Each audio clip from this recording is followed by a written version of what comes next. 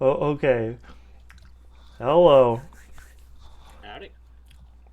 I'm here with Kodiak bricks Howdy.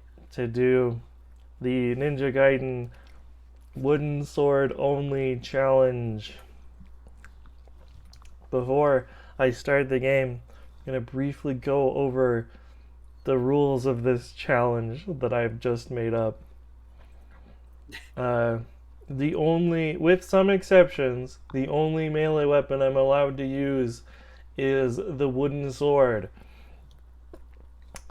I can only use range weapons if they are required, which does occasionally happen because this game didn't intend for you to play with only the wooden sword. Surprise.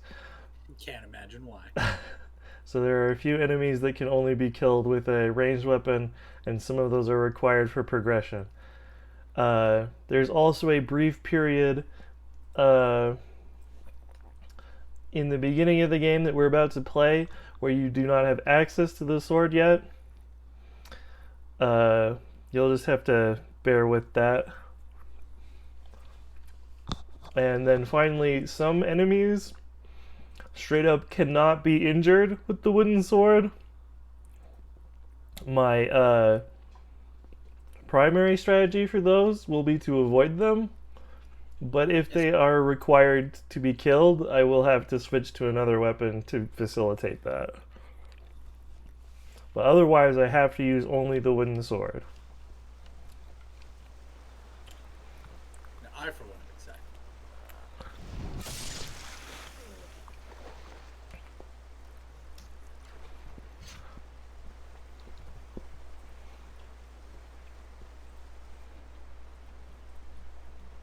But yeah, it's almost good that the beginning of the game doesn't let you have the wooden sword, because this will kind of give you an idea of what it's supposed to be like before Right.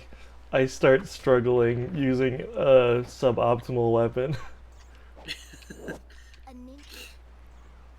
I mean, so full disclosure, I've never played Ninja Gaiden, or Ninja Gaiden, whichever.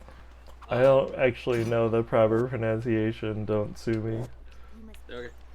Oh, Basic, like I've never played. What I do know from my gamer friends is that it is a notoriously difficult game. whoops. Oh, well, he's gone.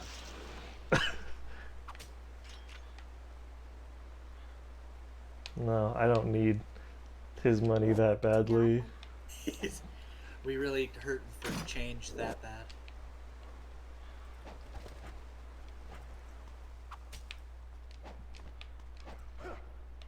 Oops.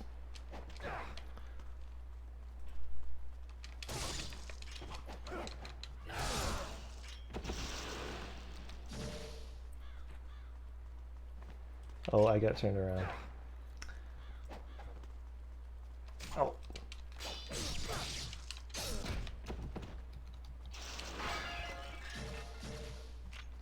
I forgot how easy these brown ninjas were.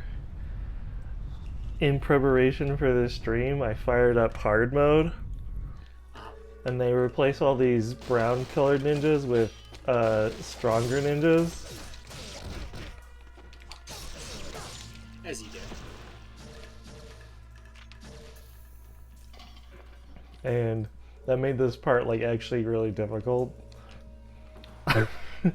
And so because Uh, of that, I'm kind of just chopping through them. Whoops, didn't want to do that.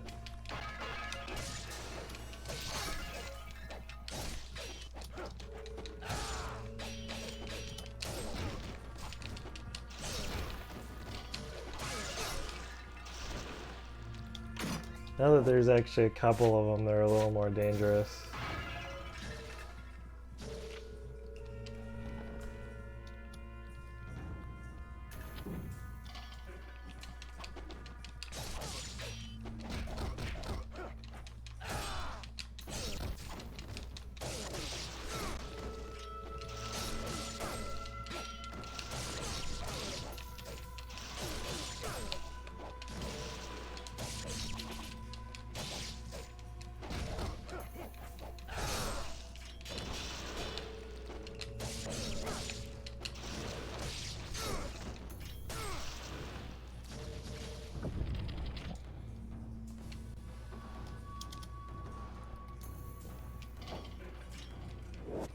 So, is there? Maybe this is a bit early to be asking this, but I guess what is like the story? Is there a reason for the senseless violence, or is the fact that we're a ninja turning people into smaller pieces of people all the information we need? So, yeah. So the game doesn't really tell you what you're doing at this point in the game yet. I think this is just training, more or less. Training, I see. Yes. Because we are going to meet a character a little later who we are friendly with, who is ostensibly in charge of these ninjas. But for whatever reason, he's just cool with us killing them all. I don't know if, like, I'm meant to understand that they're somehow faking me chopping their heads off, or if it's just ninjas are just that hardcore where if you like lose to another ninja, you're not good enough, so you get to die anyway. It will make more sense later. Not this, but the game in general. I see.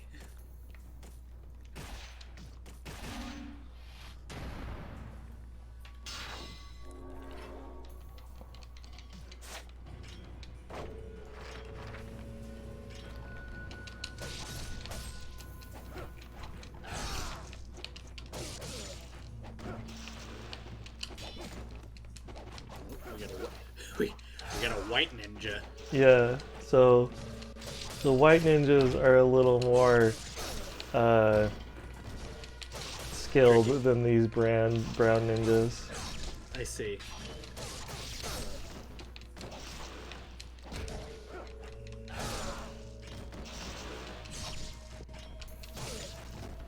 That's what they were all replaced with in hard mode. But then the white ninjas were replaced by even harder black ninjas. Oh, which you're one of, I presume. I guess. In the strictest sense.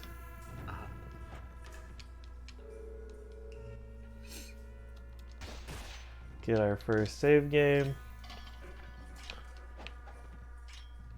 I'm gonna skip a little bit here by going straight down here. There's a door up ahead you need to go down here to get the key to. So I'm just skipping the part where we realize that there's a door up there.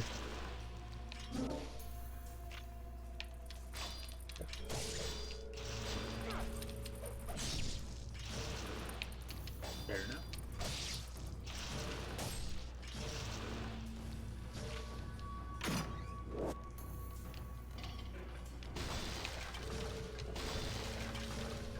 Pardon me while I chop up all these bats.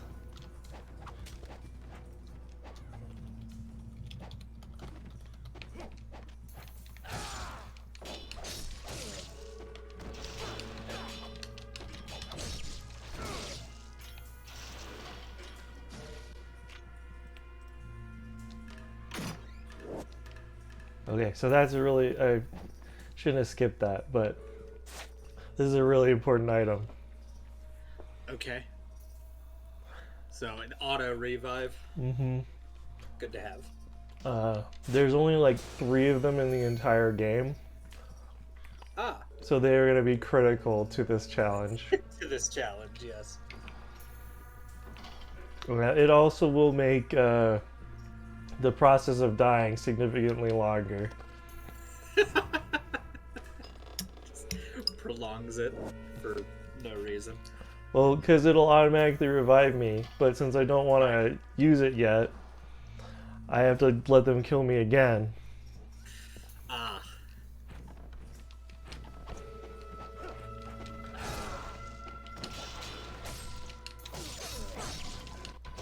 So yeah, I usually save those until like the last 2 bosses, but I'm not sure if I'm honestly not sure if I'm gonna be able to get past like some of the other later bosses without using any of them as well.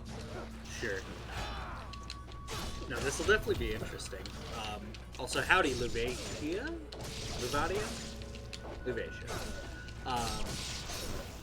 Please correct me if I'm wrong. Anyway, so everyone here seems to be like scared of the ninjas, but here's my thing. The more I look at this, I'm actually terrified of whoever the janitors in this place are. Because you don't even see them. They move so quickly, they just come in, clean up the body, mop up all the blood before you've even dropped the next guy. Oh yeah. Like, everyone's afraid of the ninjas, but I'm scared of these people. While in a blocking stance. Oh yeah.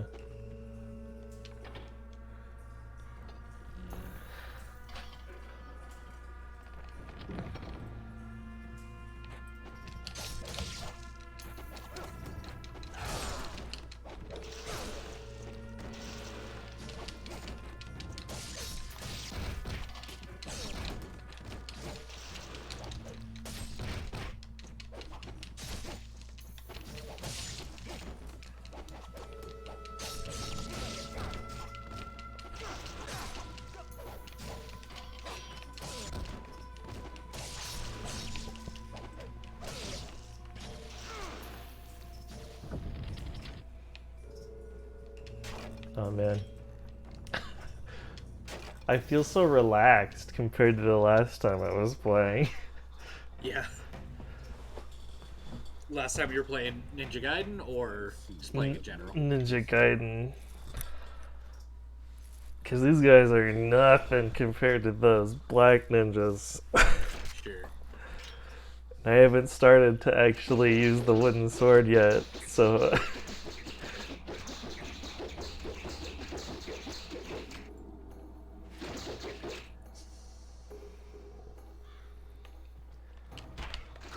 I definitely appreciate the notion of, like, yeah, this is a device, like, intended for tilling rice.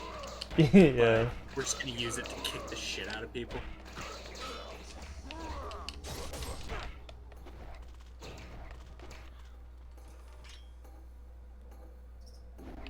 So we basically have to get to the point where we can even, like, basically, like,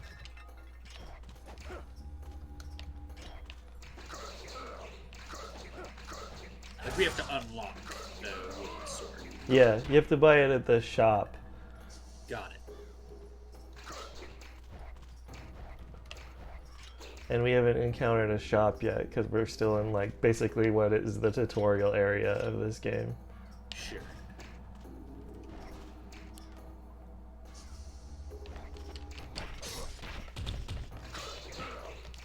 Oh.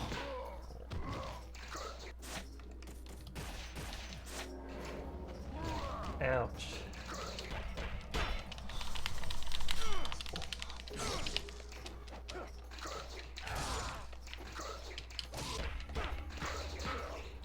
Oh. Careful. Up.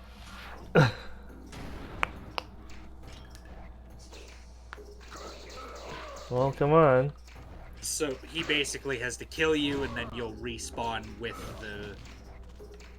the token still in your inventory, right? Right. So this game doesn't do respawns or checkpoints. You go back to the last time you saved. Got it. Which is one of the reasons it's so hard. That's fair, Luvatia. We'll take it. I think if nothing else, I can appreciate that attitude.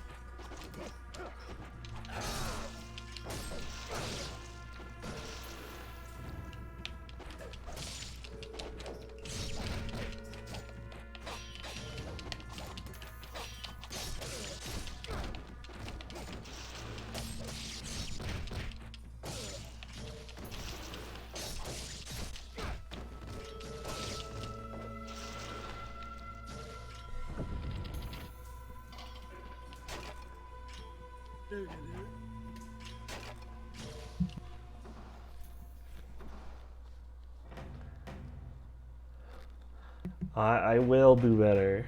I'm gonna beat him this time. He's gonna kick his teeth into where his asshole should be. His asshole into where his eyes should be. His eyes, I don't know, they kind of got lost in the screen.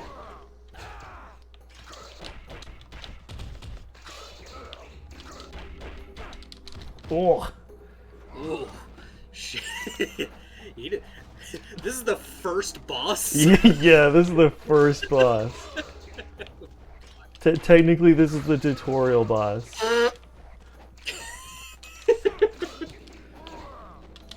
You know, I can appreciate it.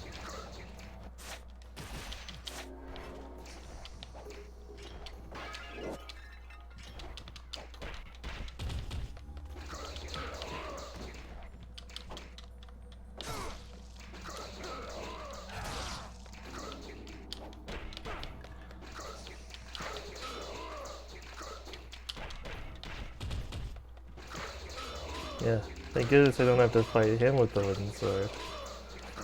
Right. Although it's definitely meaning that the rest of these are going to be interesting.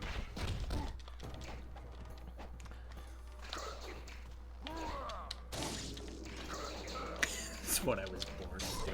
Alright.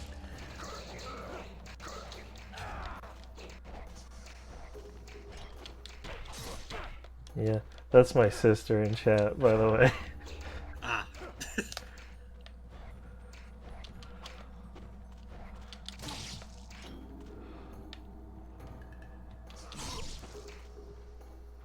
Is he just getting tired?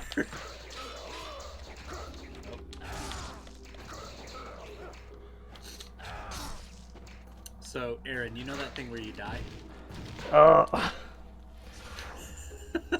I was just about to say, don't do it. Don't do the thing where you die. Oh. It's gonna be a good time.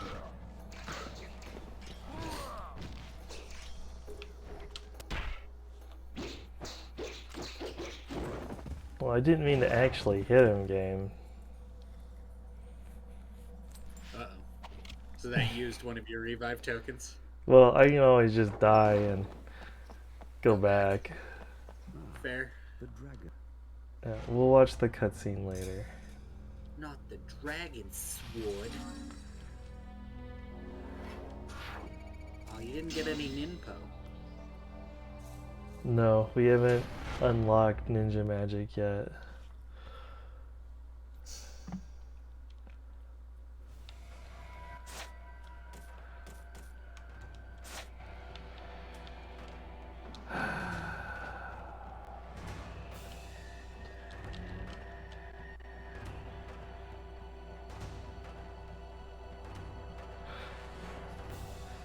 Is there a way to die out here? Or do you just load from this totem? Well,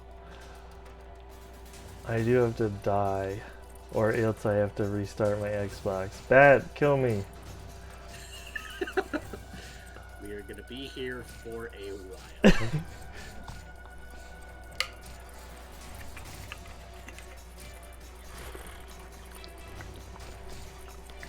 I would play some music while this is going, but all I have is bass boosted stuff.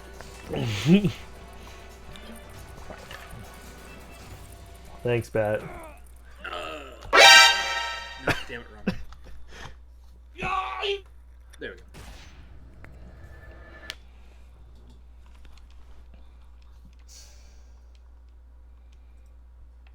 Can you imagine the embarrassment you would have if you were actually a ninja who got killed by a bat?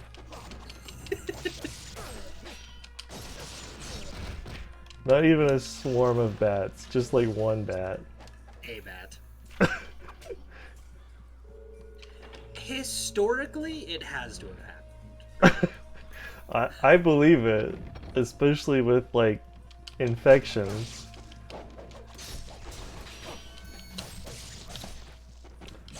But wow, you are not like gonna be fondly remembered by like History. your fellow ninja. Right.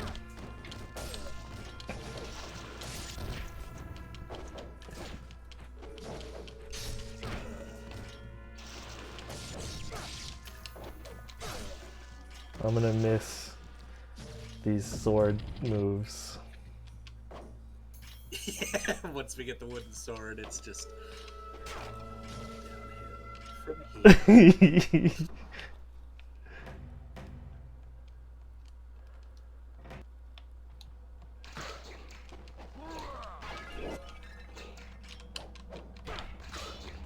Why did we actually...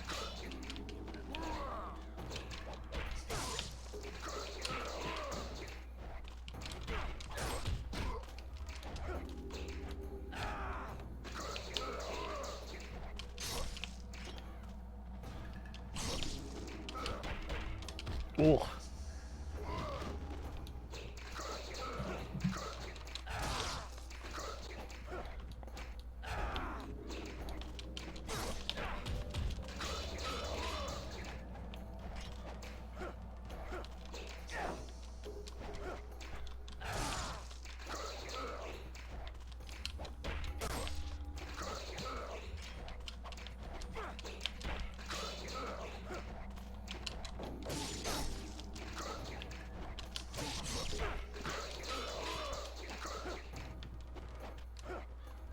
You got this.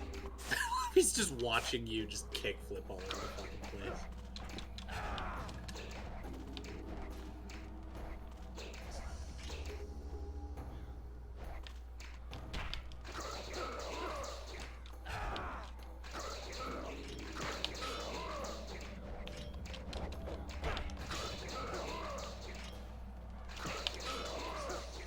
Ooh. Just kind of getting over that this is the fucking training boss. Yeah. The first fucking boss you fight.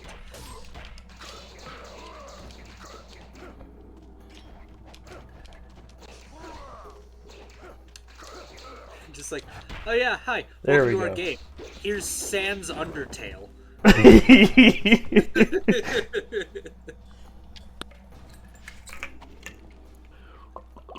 Good fucking grief. Yeah, I wouldn't say he's the hardest boss, but he's actually harder than most bosses. So your father is still in the sacred wilderness. Yes. He has entrusted me with the sword while he continues his training. He never seems satisfied with the power he wields. Someday you will come to understand the pursuit of power. Perhaps beginning with your training here. And what of the sister blade, the dark dragon? Has he left I'm digging you in the charge of protecting hex it as well? bracelets, though. Mm-hmm. It remains in the village under the protection of my father's clan. They will ensure that the sword remains untouched. Its dark power sealed. It is a shame that such a sword must go untouched, such power unused. Alas, I am not of the dragon lineage. The sword is not of my concern. But yeah, like I said, this guy's just apparently cool if you kill his like ninjas. Yeah, it's whatevs. It's just part of your training. Yeah. Mastered you. I mean, he's got this stellar fucking, yeah, he's got the stellar cleanup crew, so why should he worry about it? Yeah, just like, eh. And I got to keep my head ninja rating, which is good. Nice. That is not gonna last.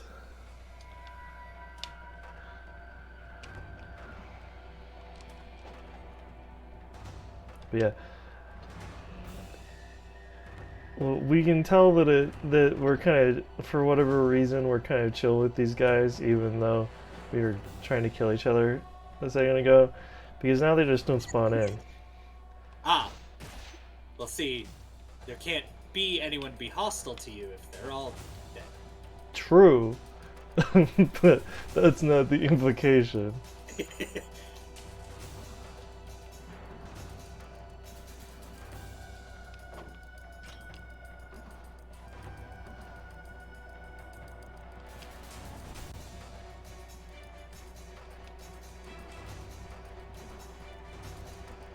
I forgot how, like, tedious this section where you just have to walk back through the ninja fortress you climbed into.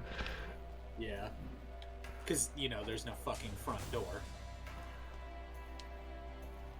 Why would there be? We're ninjas. We can't use the front door. It's verboten. Okay, so actually, I just got my first ninja magic spell. Good So that stuff. brings up a question. Am I allowed to use ninja magic in the wooden sword only run?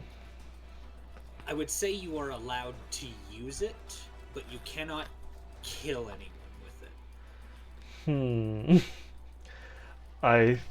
That's probably the same thing, honestly.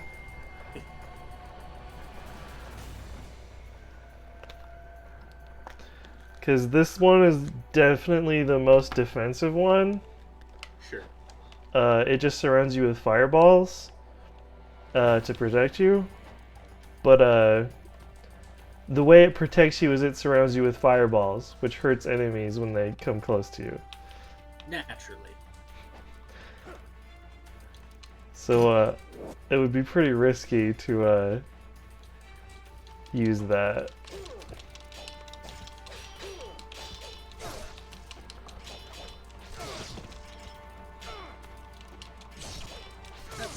That's fair. Go ahead and exit that.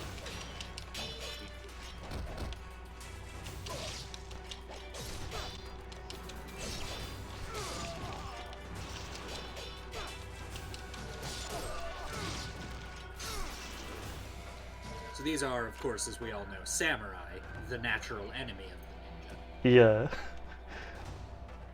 I learned that from Danny Sexbang.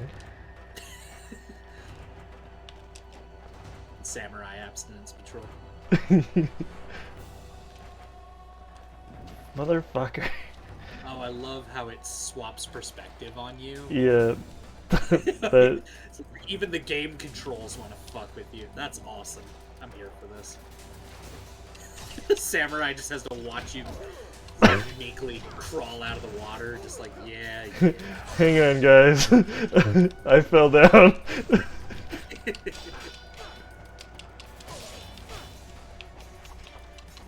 So yeah, these are the first actual enemies of the game, since those ninjas were technically like our training buddies.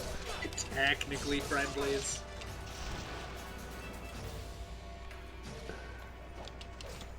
Oh.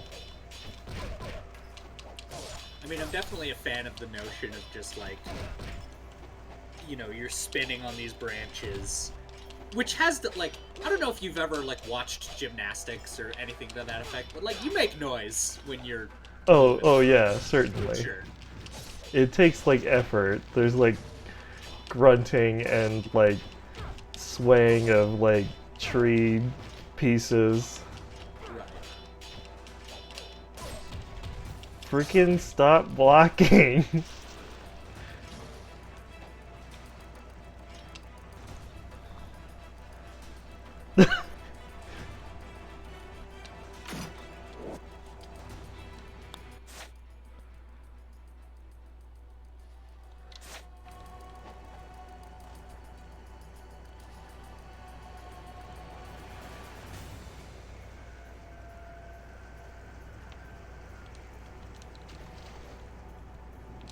They broke my bridge. My family bridge, they broke it.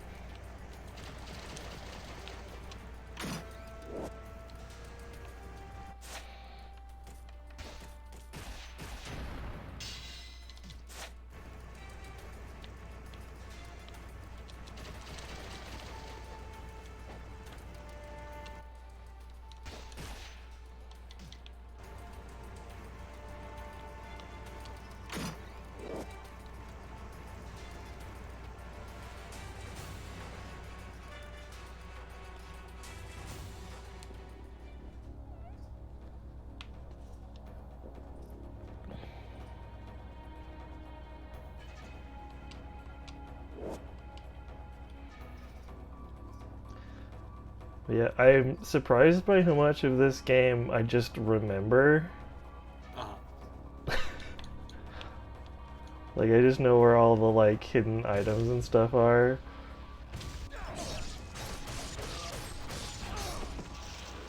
I'm sure it's definitely one of those games that it seems to me at the very least that being like as sandpapery as it is, you kind of need to explore a lot and see if you can find different avenues like around encounters and or you know, just a childhood of kind of memorizing where stuff is, right? Yeah. Like, I felt bad backseat gaming while I was watching you play Metal Gear Solid 3, just because, like, I fucking grew up with that game. It was my first and for a long time only Metal Gear game. So I know that one kind of backwards, forwards, and upright, left, down, and center. Mm-hmm.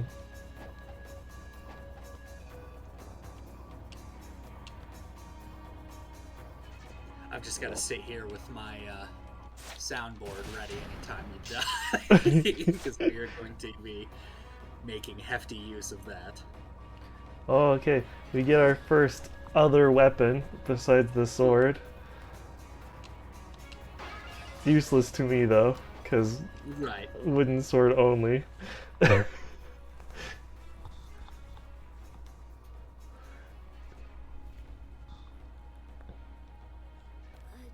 dark samurai. I don't like the way you said dark. Armor, master. You do not attempt to fight it. Oh, are you about to get the bow? Yep, Just got a take bow it. and arrow. Yeah, she's just like, I got this bow and arrow, and you're like, oh, thanks. Thanks. That has the same energy as the terminal montage, like X, take my blaster, and he just rips it off his arm. Just All don't right. hesitate. So this statue is the shop. Ah, the statue sells you things. Yeah, it's a magic statue that connects us to this old dude, Muramasa. I see. So yes, and now we can buy the wooden sword, and the challenge can truly begin.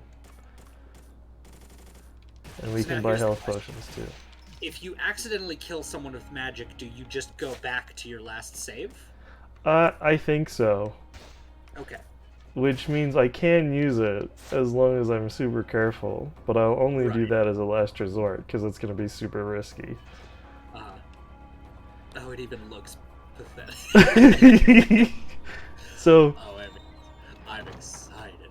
not only does the wooden sword do like miserable damage compared to the regular sword, it also has less techniques, like less combos, Yeah. and it doesn't get any more from being upgraded like the normal sword does.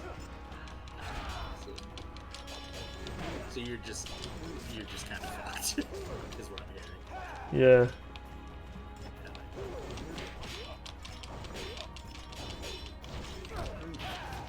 Hell yeah, bro. In fact, the kick moves do more damage than the sword does.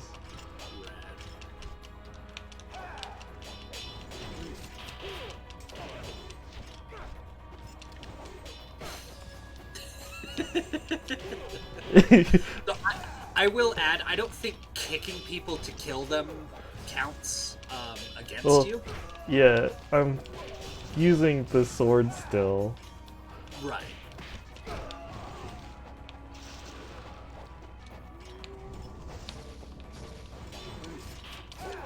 Not only that, but like I'm not gonna be a dick about doing this challenge.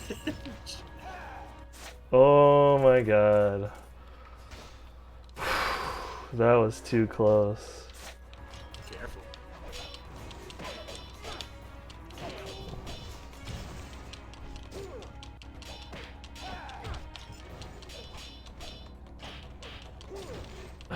I keep So, forgetting that I haven't unlocked counterattacks yet, Right. so I So keep are you trying to allowing- block and counter. are you doing kind of what I did and allowing like unlimited death, and it's just kind of when you eventually hit a wall and you're like, fuck this game? Yeah. It will be based on my own determination. Got it.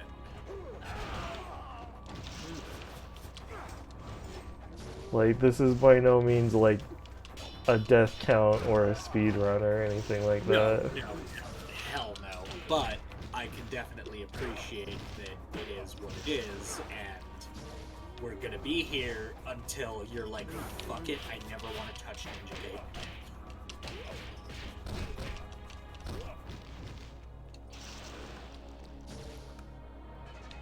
Okay. I also love, okay, so I consider myself to be a fairly like crass and mature individual if my content is anything to go by. Right? Uh-huh.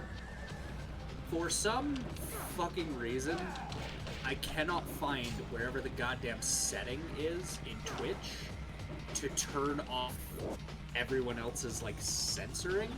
Oh, yeah. I don't know why. I didn't know that was a setting. Well, that's my other frustration is I don't think it is. Oh man, these guys would be so much better to fight with a bow.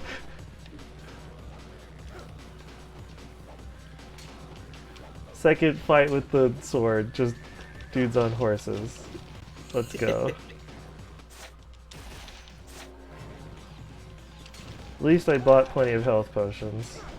That's good. You will need those, I'm gathering. Yeah.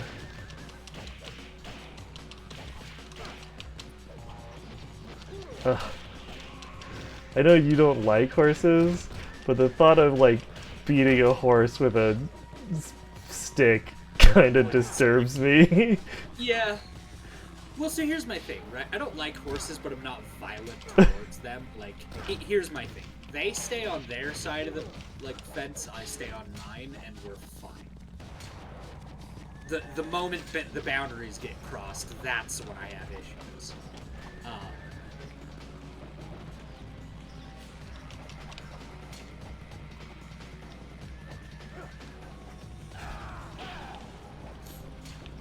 But I'm right there with you that the thought of just beating a horse with just a wooden stick is kind of disturbing.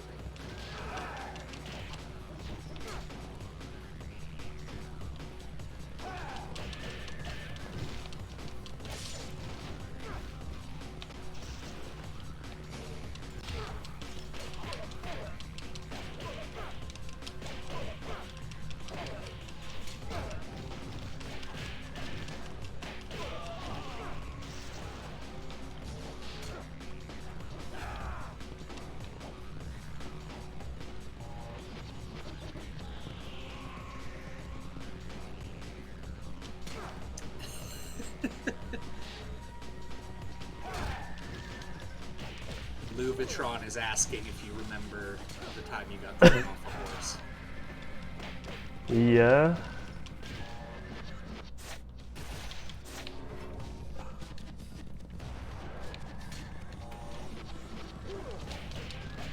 It's pretty hard to forget. It sounds like a fun time to me.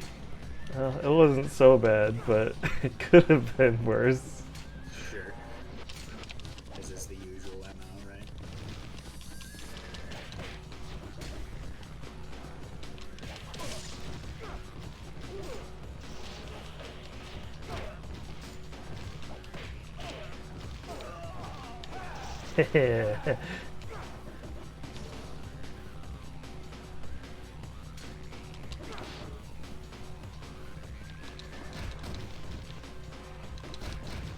The horse is just like, I can kick better than you.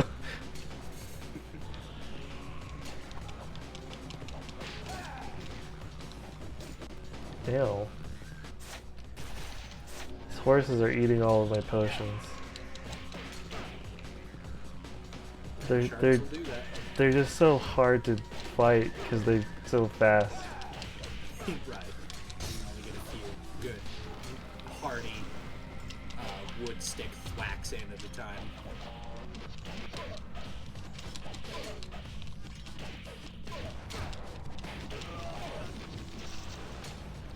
Once I get them on the ground, they're not so bad.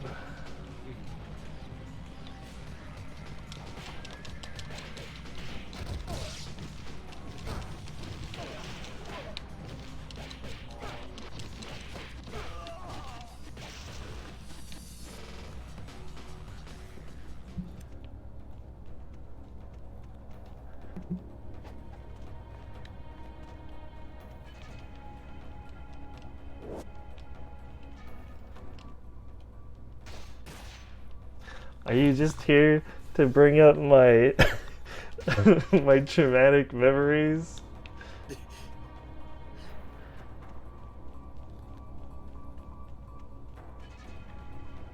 See, I feel like getting thrown off a four-wheeler is a better experience because the four-wheeler can't pee on you afterwards.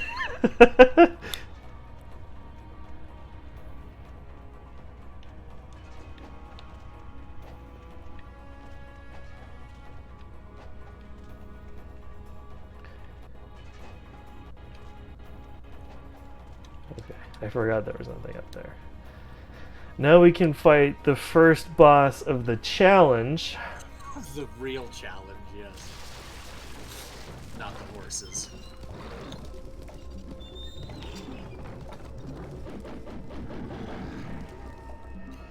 But I mean, of course, it's all made that much better by knowing that horses aren't real. Yes.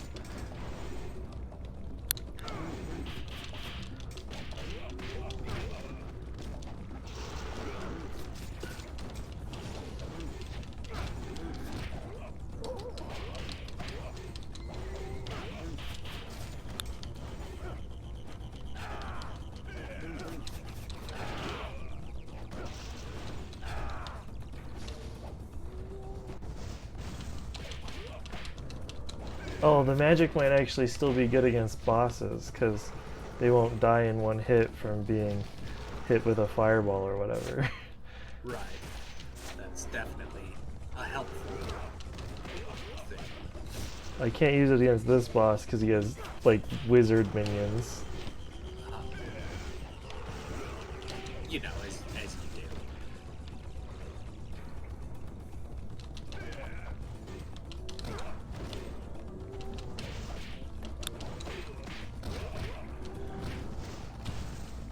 Yeah, of course the first boss I have to fight with the wooden sword is like a dude riding a hell horse.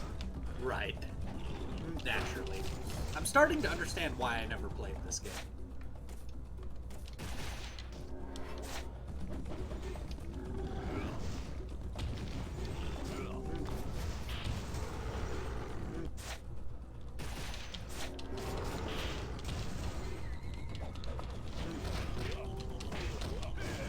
I was also just about to ask you if it was primarily like a PlayStation game before I remembered that you are very much playing it on an Xbox right now. Yeah. Oh, shoot. No, actually... Chat, do we use the death sounds for if he gets revived?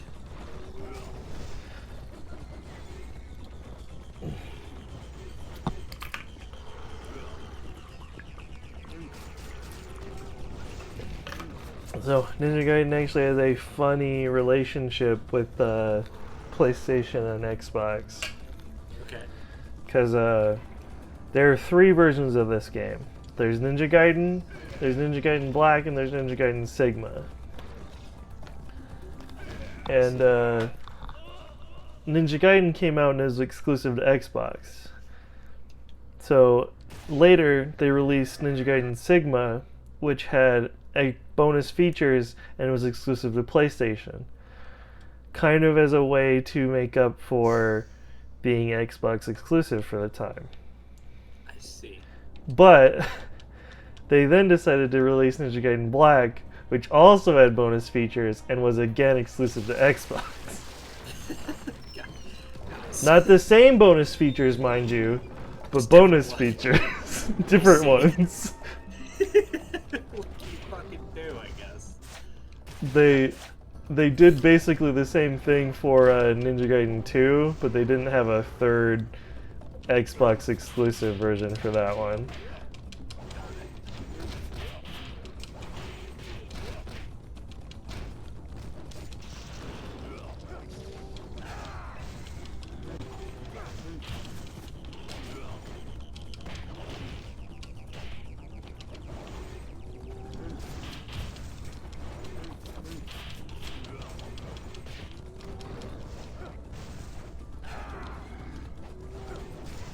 Oh man, these wizards are kicking my ass. Lizards do be like that.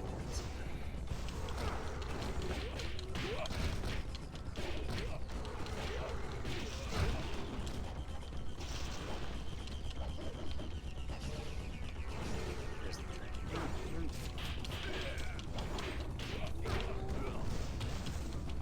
Okay, we want death sounds on your real death is what I'm getting at. Okay, that makes sense. Ouch.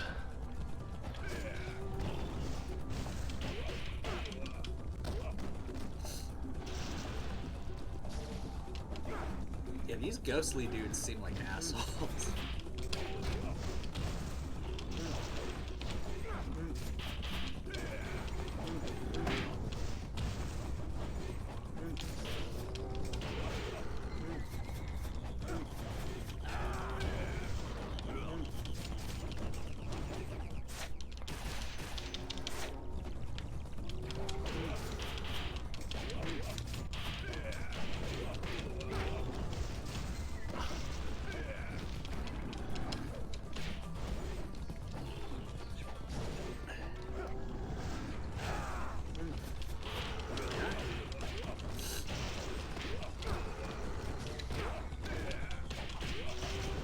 This definitely strikes me as the kind of game where you get better equipment to get better like stuff as you go and fight bigger and better enemies. Mm-hmm.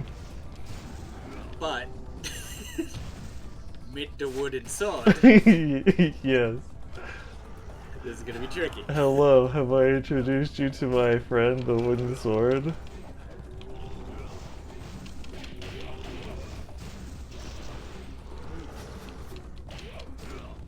Oh! Ooh.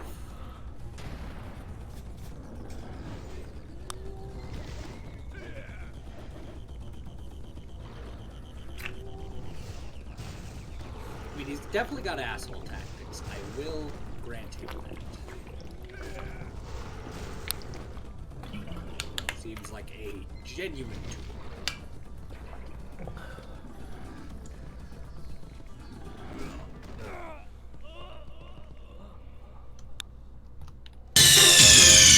What's going on? Snake! Snake!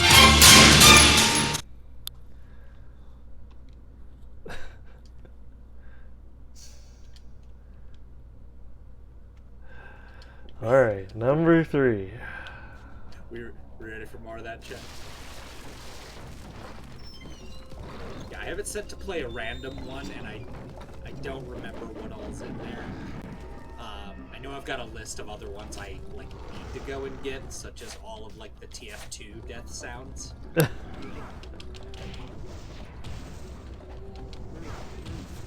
say go and get as if I need to like stop at the supermarket. I just fucking record them on my computer. Oh, that was quick. That was fast. I didn't realize my health was so low. Is there a way to upgrade your health? Yeah, you have to collect these little orbs.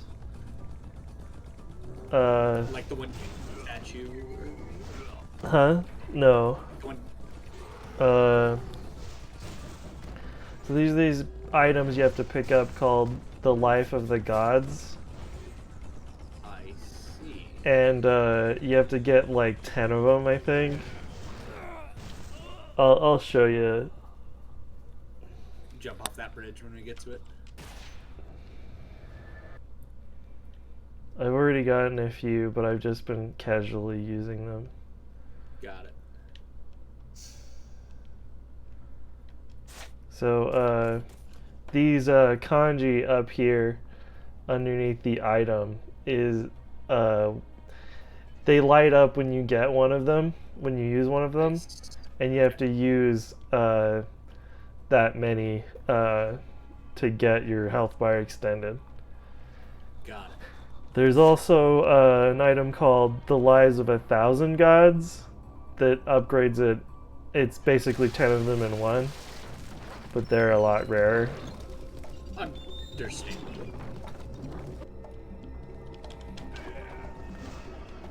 Yeah, I can imagine them wanting to keep those well hidden.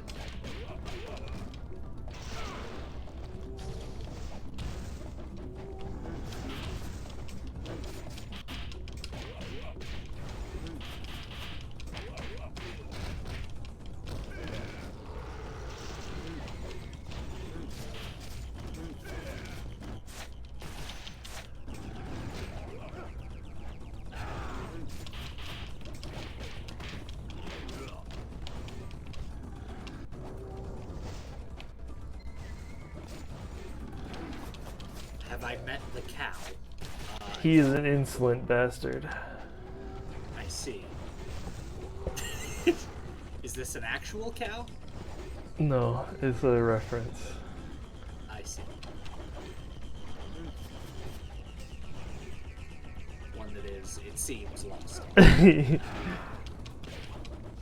Ask Spencer.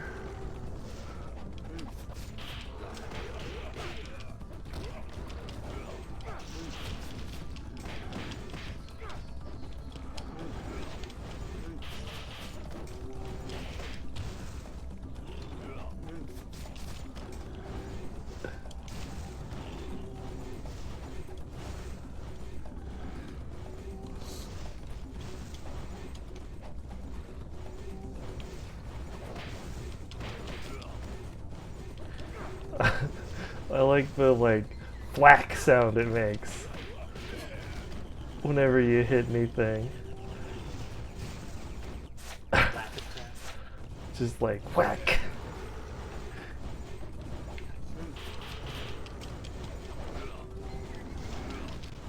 Oh my gosh. Stop running around so much.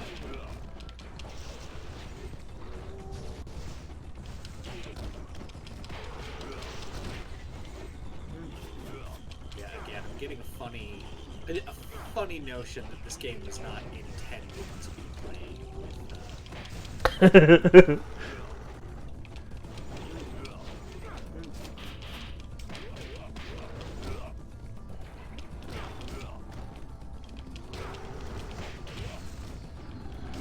Whoa.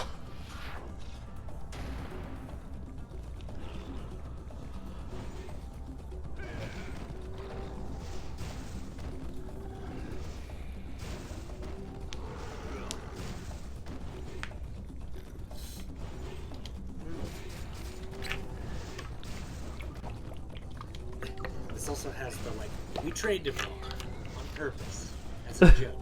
It's a joke.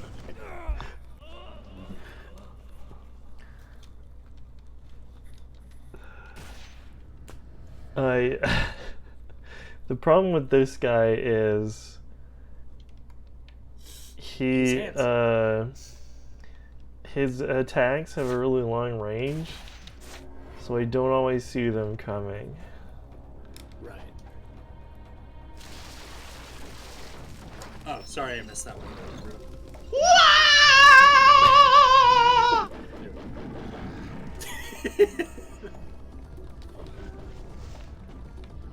I'll try to be better about that, chat. I'm sorry.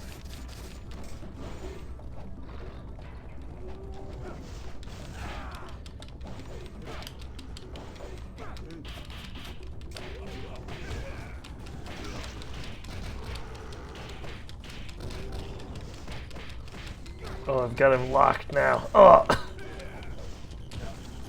You tried. Kids, you tried your best, and you failed miserably. The lesson is, never Never try. Why of all the Simpsons quotes that one sticks with me.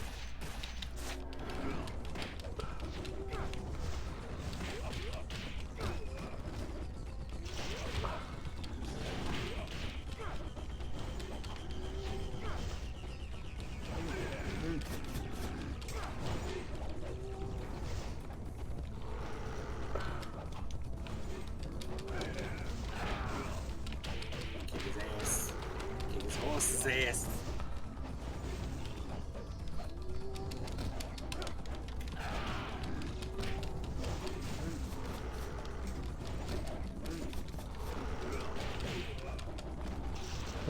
Come on, yeah! Am I fired, Luminosity? I'm sorry. I'm busy doing hot world shit. Like believing in my friend.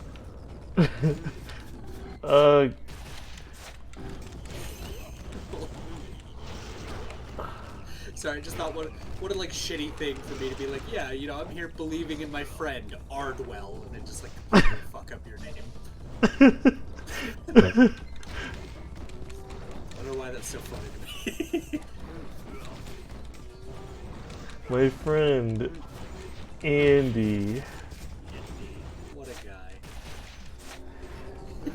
Me and Arduino board have been close for years. God,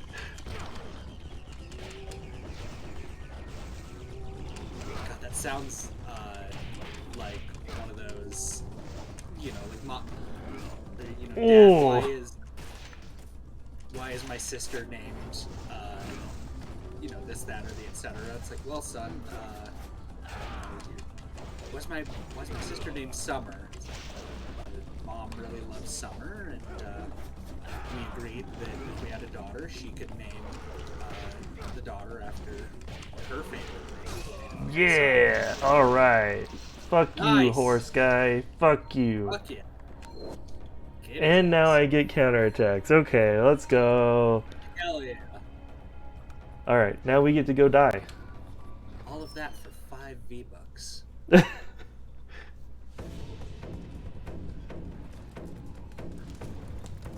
Seizure warning. Oh boy. Oh god. Game is glitching out. I don't even have epilepsy. I'm about to though. Fuck. Sorry everyone. Jesus. Yeah, I have no idea why it's glitching out so bad. It's doing this? This isn't on purpose. This isn't on purpose. Like, it's not supposed to be. It's not supposed to be flashing like this. Oh my god. That's amazing. I love when games break. It's good shit. At least it's still letting us watch the cutscene, I guess. That's nice. I guess it is perfectly an option to just not let that happen. Real gamer move there.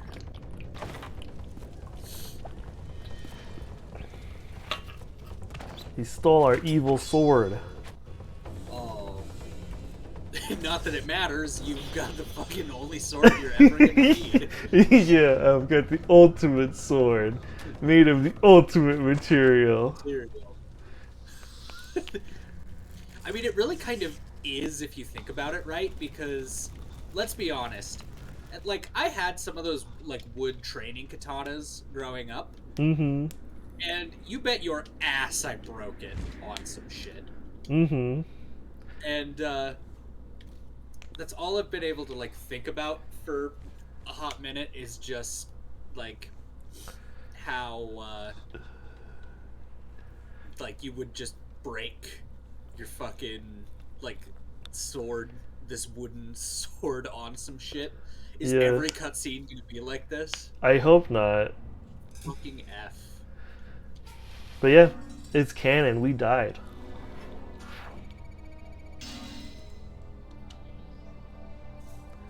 Oh shit, I still got Master Ninja. With the fucking wooden sword. But again, like, hypothetically, it should have broken by now. It should have broken on one of these people. Oh, but certainly, It yeah. hasn't. So it clearly does have to be a magical wooden sword of some propriety. I think the only thing that would be more like miserable is if it was just like a straight up bamboo stick or something. Yeah. Just like fucking ow. Stop it. You're just like whipping people with a bamboo stick.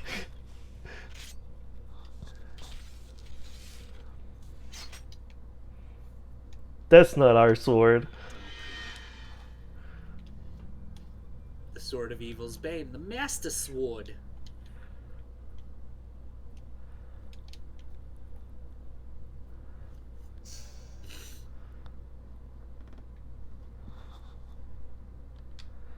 Yeah, now we gotta go back and get our evil sword. The Holy Vigor Empire. As you do. A strange dictatorship. Just typical failed to errands, seize right? Mm-hmm. its exclusionist foreign policy. Makes Okay, it there's the unsafe to outfit enter the I country. associate with One of the Ninja only Gaiden. remaining Yep. ways is by airship Okay, to the he- so that was all in the past. Yeah, that was like a week ago or something. That's it? It's just yeah? Well, we're- he needed time to like recover from his deadly injuries. Yeah, a week. Well, like I'm pretty sure he died and got revived by magic. So, oh, I see. but like all the like other characters we met are still around, so it can't be that Sure. long.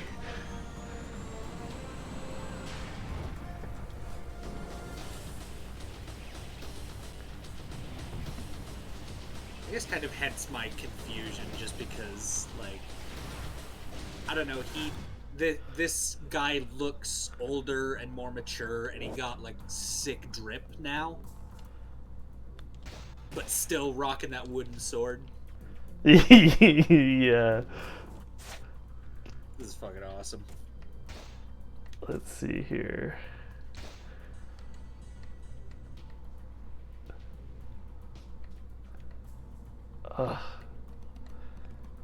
I'm also kind of just waiting to run into the, like, now you must die style enemy.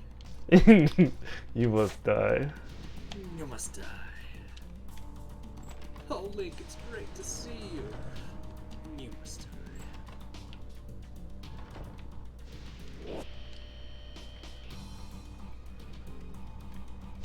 I also love that I explicitly told Spencer, I was like, I don't want to just be like a Game Grumps parody channel. Like, just do what they do and like quote them to death. You must strengthen. But then I just continuously like quote them. Yeah. I'm definitely not helping my case here.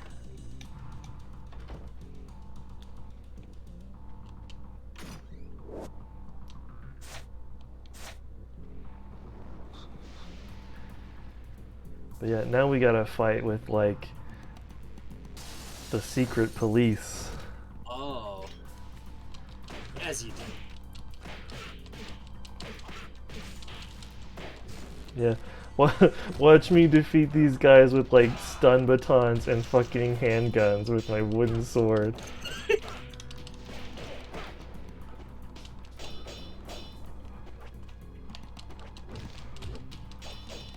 This again is definitely one of those like it's gotta be way more embarrassing for the people that Yeah.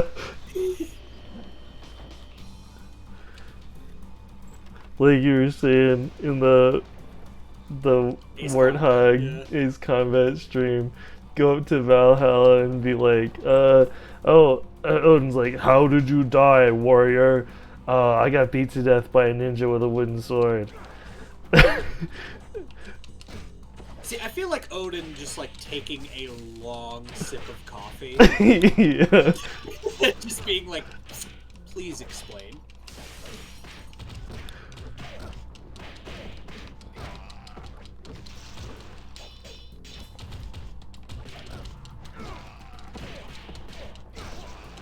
Ugh, I cannot articulate how much easier the game is now that I can counterattack.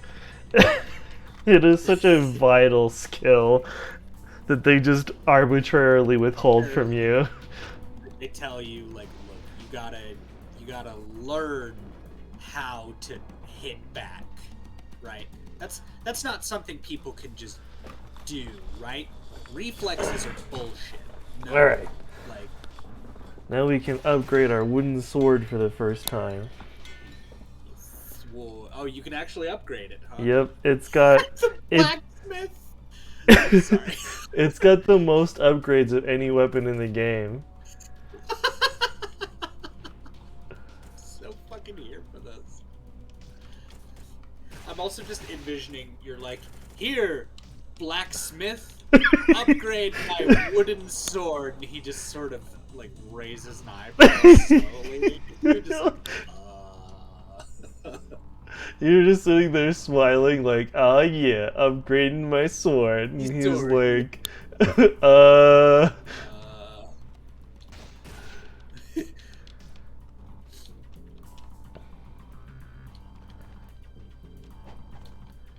just like, I'm gonna do ninja shit today, and he's still just like, are you? Do you need me to call your parents? Did you hit your head or something? Okay, yeah. So this is the life of the gods. Okay. And if you get 9 of them, 9 your of them. health expands. Yeah.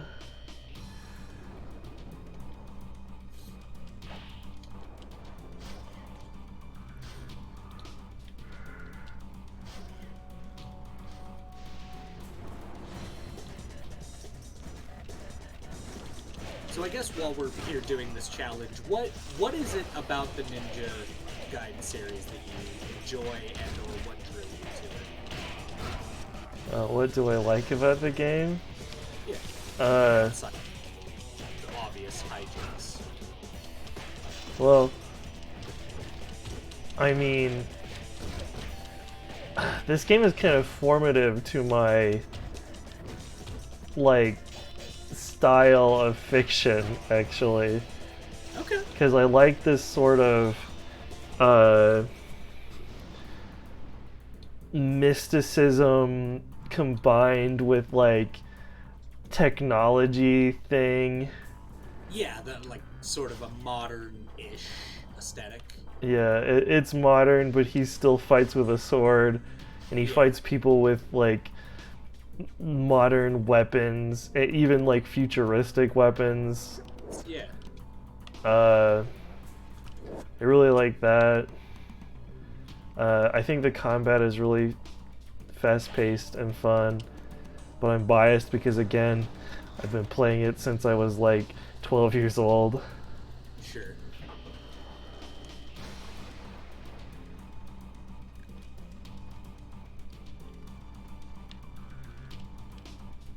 There's See, curse this goddamn censoring thing because I want to know what it is that Luminosity is saying.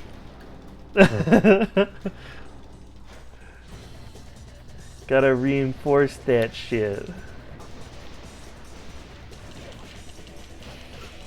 Right, but the like, just your Monday blank, like. Oh, just your Monday shit. Okay, fair enough. I don't know why it's not censored on mine, but See, this is a weird thing. Like, if I type it, it doesn't censor it for me. But if like someone else says stuff, it censors it. I'm just like, what the fuck?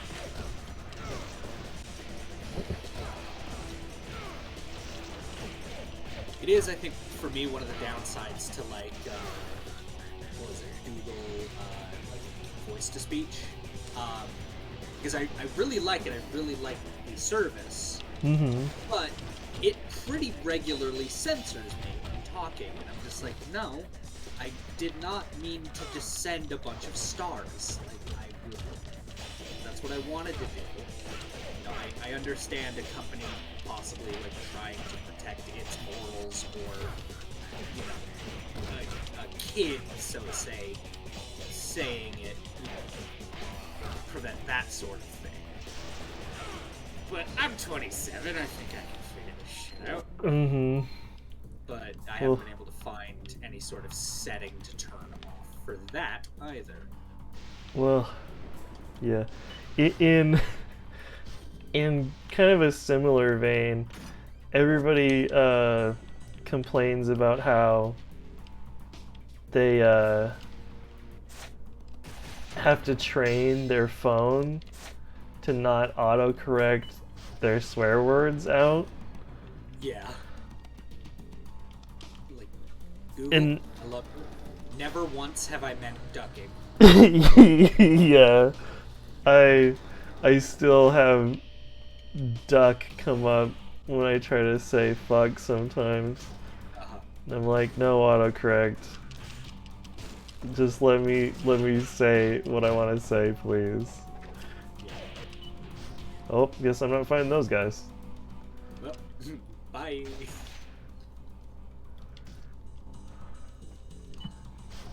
Listen, I'm here to do hot girl shit. I'm here to get white girl wasted. With my wooden sword, it's fine.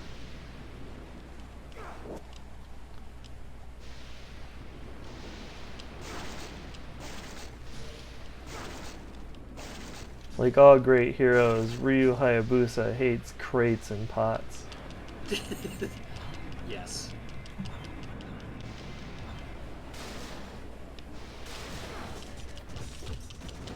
Any shopkeep or like shit. What like a pottery smith? I can't remember what the hell they're called, but people who work with pottery, just the main character walks in, they're like, oh shit, okay. Yeah, oh no.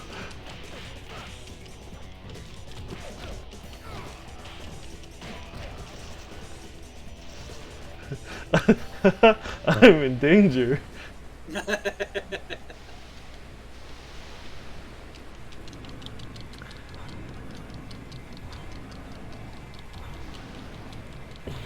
Okay, so coming up here is one of the first enemies that I can not kill with the wooden sword. See, these two jackoffs will sit over there and shoot me until I kill them with the bow and arrow. And I have to cross that cable there. I have to like shimmy across it, and if they shoot me, I die. Because I'll fall into the abyss. The abyss, yes. Did I just see you blocking bullets with your wooden? I wooden did sword? indeed. What the fuck?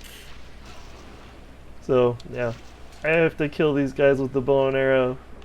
Very sorry. No other choice.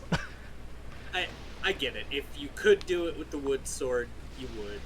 So we acknowledge that run dead otherwise. Because yeah, I can't imagine you just tanking bullets climbing along the wire. Yeah, you will immediately let go and fall into the clouds beneath. Yeah, it doesn't sound like a good time. I can definitely think of better things to do with my Thursday. I mean, that's definitely like a Monday me jam, but yeah, Thursdays like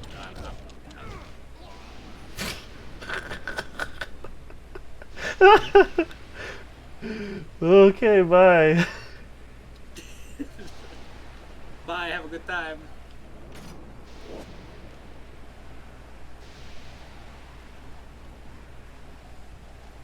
I love how even you kind of recoiled from kicking that. You were just like, ugh.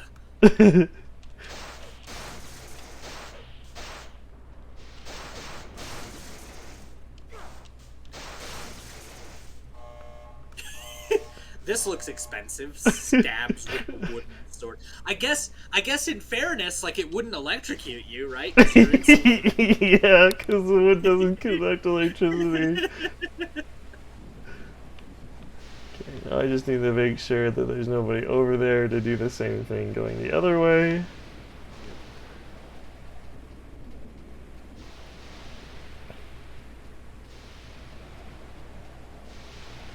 We have things to do.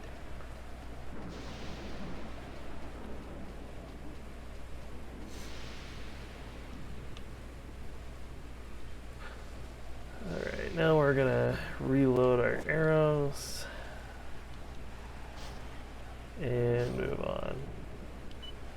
Who was it? Tupac that said "Speak softly and carry a big stick." Tupac? Yeah. Noted philosopher Tupac.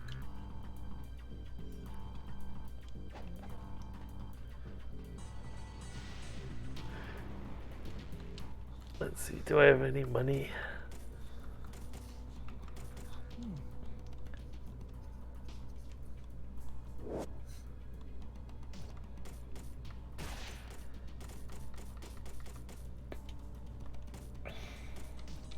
Not enough for anything of note.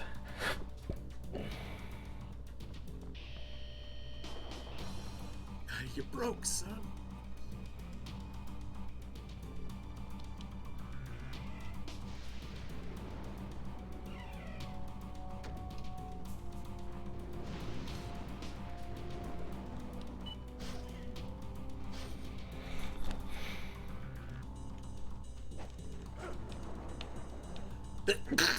Pardon me.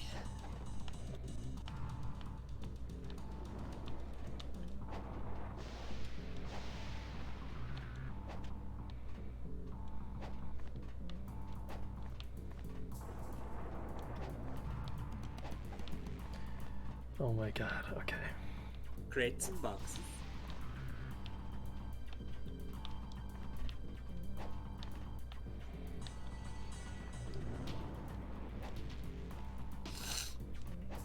You know what I feel would make this game measurably better?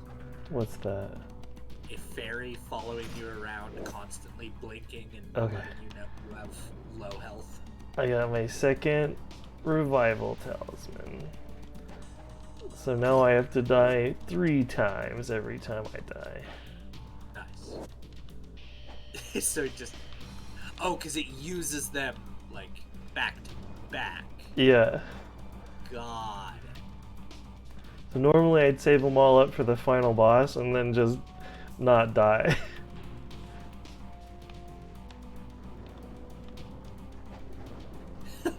Final boss? I thought I fucking killed you, you. My death was greatly Yeah.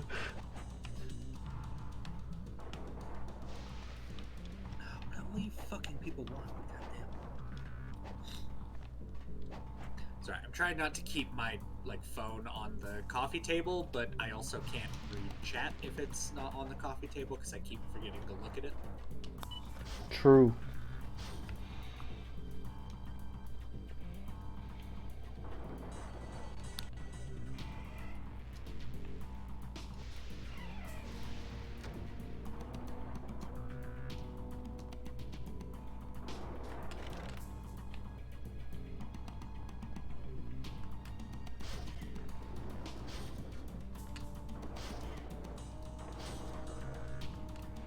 Someone had to animate him walking through all these doors.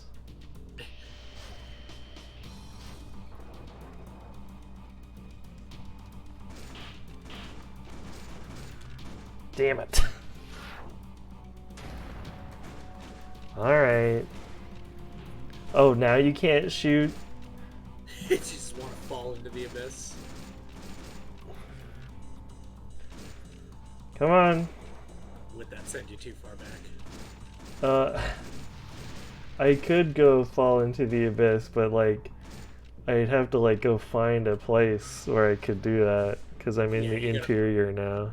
You gotta go find the abyss, and then you gotta look into it, and it's gotta look into you, and it's... Yeah, it's just a lot of extra stuff. Yeah. Paperwork to fill out, it's there's so much red tape looking into the abyss.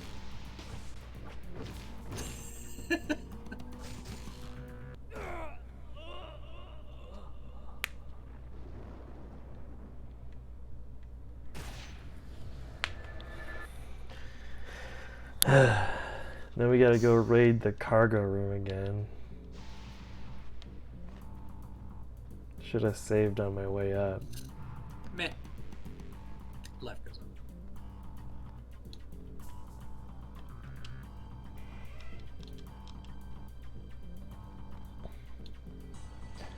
Yeah, that definitely means I need to use one of my health potions to get up that fucking staircase, or they're gonna gun me down again.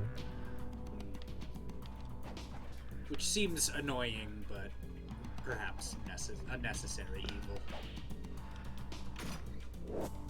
Yeah, I just don't have that many of them because I spent all my money on upgrading my sword. Spend all my money on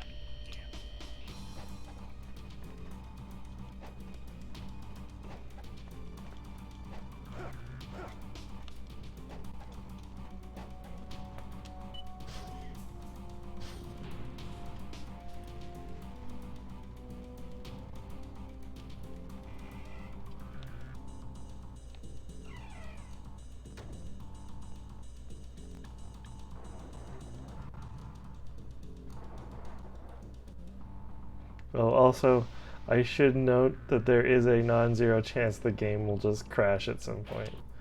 Oh, cool. Yeah, no, I love Xbox's stability. Good stuff. Good stuff. Well, so this is the same copy of the game that I played with as a kid. So it's beat to fucking hell. I see. And It's that kind of situation. it's also an original Xbox game playing on my Xbox One. Ah. So there's kind of stacking layers of potential problems here, No. which is no doubt why we had the issue we had earlier. Oh, probably, yeah. Yeah, that stuff definitely doesn't just sort of, at least not without some warning or cause, just show up.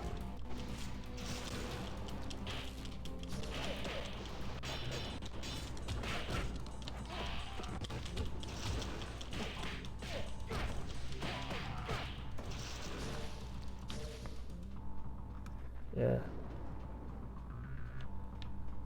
Yeah, that's a good way to put it.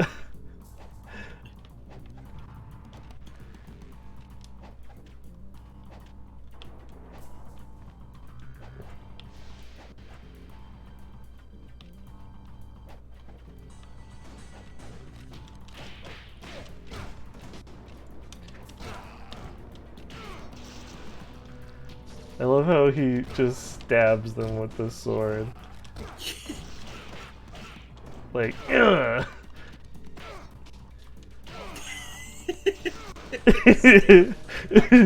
Down, and then they just dissolve into a pool of blood. It's a good time. Yeah, he somehow explodes them.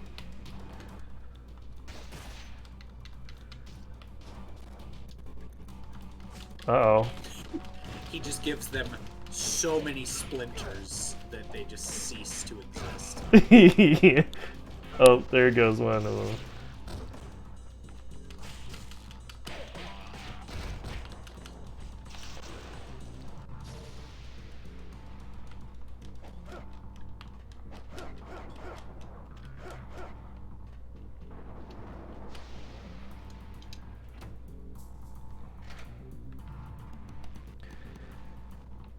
Alright, here goes. Boss number 2.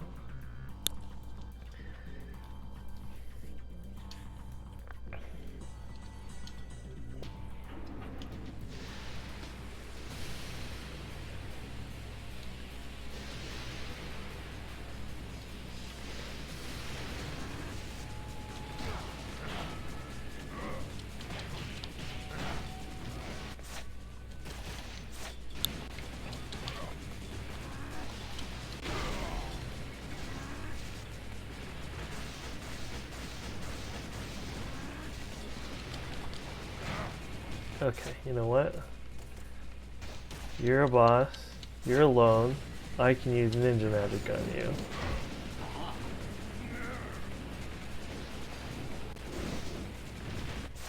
That was maybe a mistake.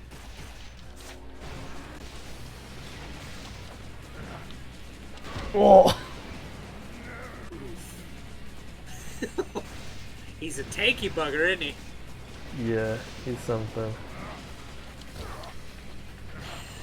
This guy's whole thing is electricity. Yeah. Oh boy. Well, the wooden sword was certainly a good investment then. Yeah. It's actually a blessing in disguise. It's not the worst weapon in the game. It's a strategic play. The secret arbiter of this entire playthrough, Bill Nye the Science Guy, just quietly explaining to people as you're pummeling them to death with a wooden sword that this insulates you from the electricity, making you a more effective combatant, as well as just insulating you from the dangers of electricity. Ugh. In this, like ninja punk? I don't know what to call this aesthetic. It's cool, I like it, but I just don't know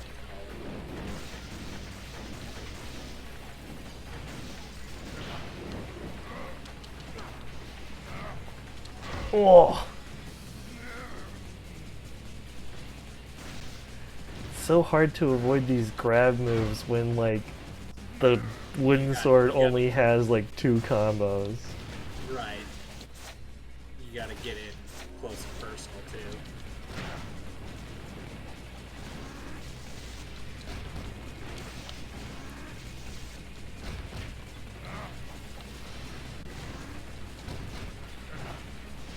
Oh.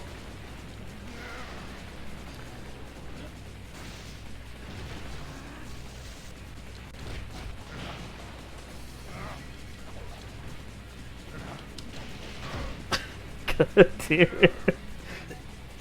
So the vibe I'm getting is that he's just like this.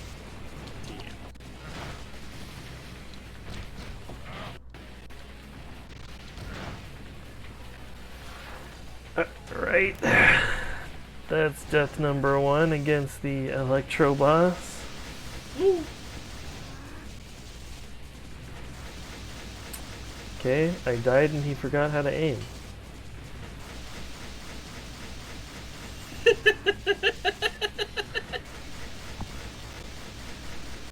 That moment when the enemy has an easier time there it is. killing you when you are actively trying to succeed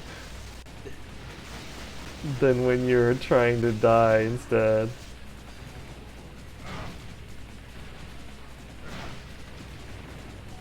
Just, hey, can you turbo punch me into next week? Thanks.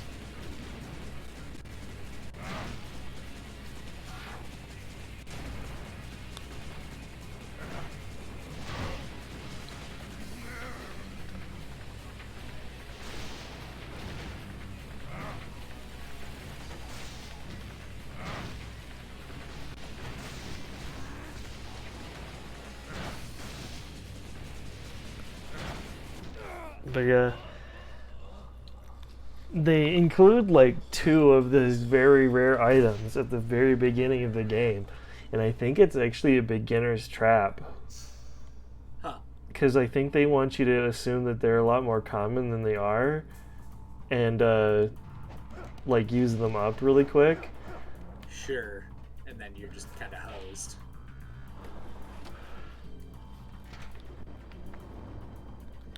I have definitely noted that the developers of this game are not beyond fucking with the player. Oh I've yeah. noticed that.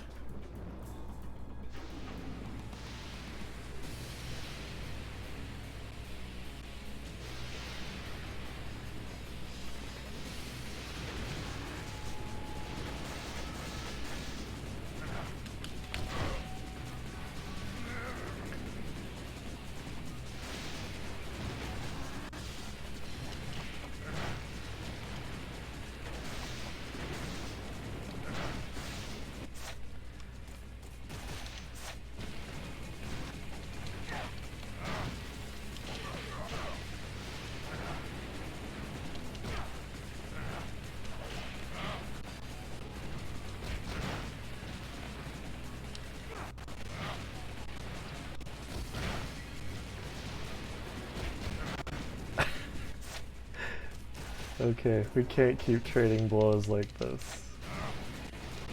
Yeah, maybe not.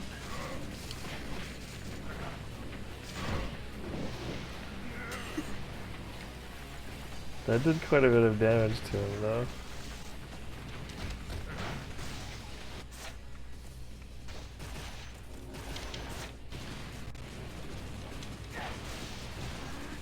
Can you kick him off the blimp, or is he gonna kick you? Technically, neither of those things happen. Gotcha.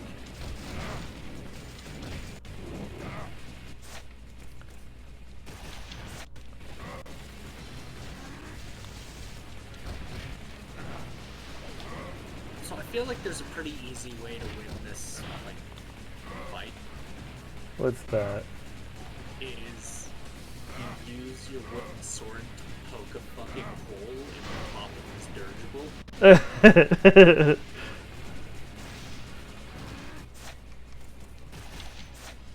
The guy's there, he's like, don't, and then you kind of like raise the sword a little bit. He's like, don't. You like raising an eyebrow, like, I'm gonna do it. He's like, don't, please. This is expensive. You know how much it costs to get a dirigible made in the fucking neon future?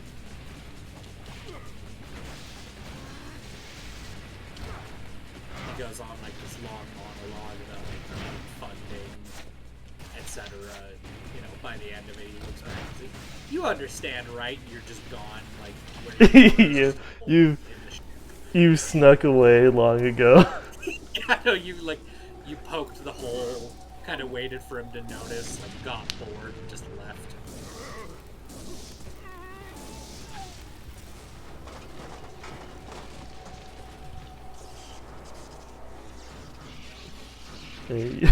You beat him up until he fucking explodes, and then you like Hindenburg this whole thing. Hell yeah. I mean, I definitely appreciated its like disco escort. But that was just a thing that this dirigible needed.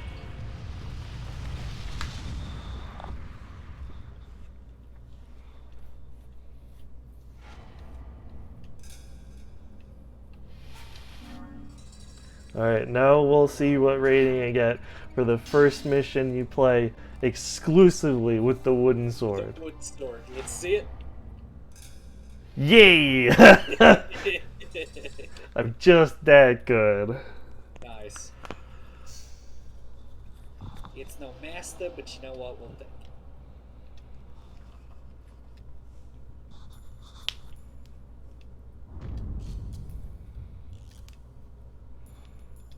Oh, I love this.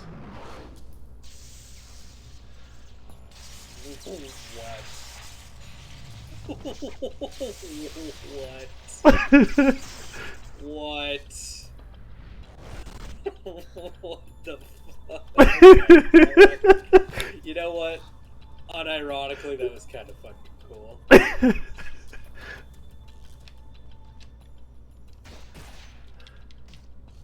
Yeah, we've gotten pretty far in the game for like only playing for like an hour and a half.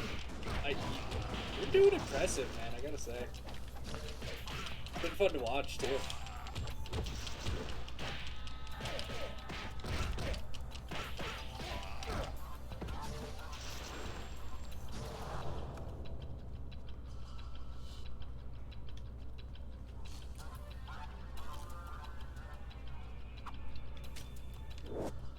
You must go now to Hans Bar. You should be able to spot it easily due to its garish neon sign. Hans Bar is a well-known watering hole, as well as the center of Vigor's underground intelligence. There you may find clues about Doku's whereabouts. Thanks, Ayane.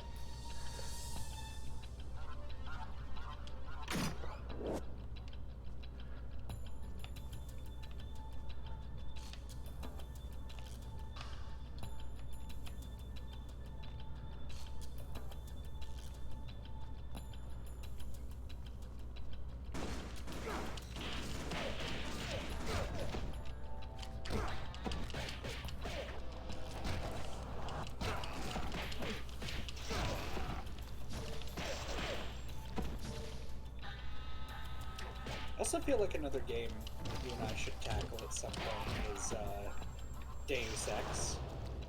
Oh yeah. But I get a funny feeling we're just going to be quoting the YouTube and talking more than each other through the entire fucking thing. In just 1 week. Old men running the world. No, 6 months. 6 months. I don't know if we'll be able to contain it. Why contain it? It's cool. Fucking love those, man. You I feel know, like Kel? YouTube... No, Savage. you Natka? No. Savage. Things are getting desperate. Your turn. Desperate. Desperate. Desperate.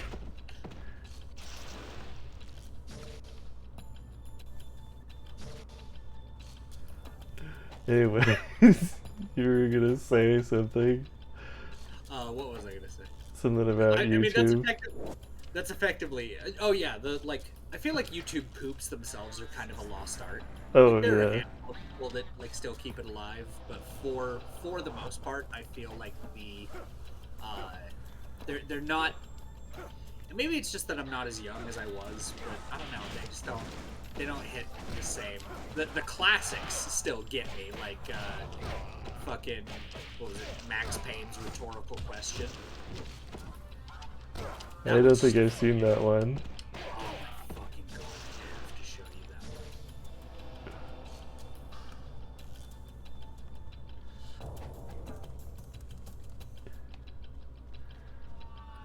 It's like, okay, so every so often there comes a in a young man's life there comes a YouTube.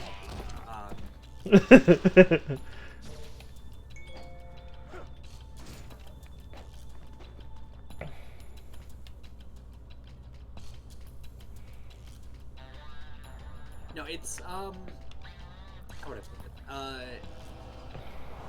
I think it was my like first real exposure to like I guess like internet, the YouTube poop sphere in general. Uh-huh. I can't get over that you're fucking blocking this wooden ass sword. Yeah, so this is another example of an enemy I can't kill without a ranged weapon. Right. Because the only way over there is on this, like, cable running across. They seem to like those fucking cables, don't they? But, this is the first example of one that I can't kill without a ranged weapon, that I can't kill because I have, decided not to, be able to do that. He's guarding a chest, but that chest is not required, so I can't kill him. That's fair.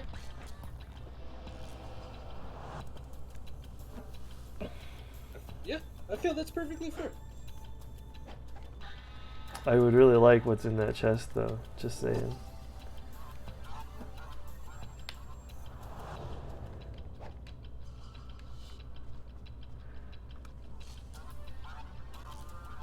Just find a random ninja corpse in the alleyway and steal his nunchucks.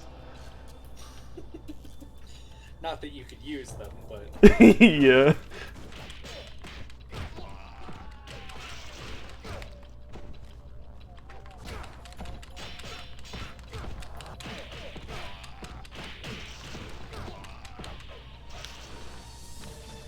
I also definitely am starting to appreciate the notion of like a Oh shit. a ninja, or Ninja Gaiden, right? Because you're just using this wooden stick, you are like rejecting modernity, embracing tradition. But beyond that, there's also like a slight hint of return to monkey, but it's just return to caveman. Yeah, even farther back.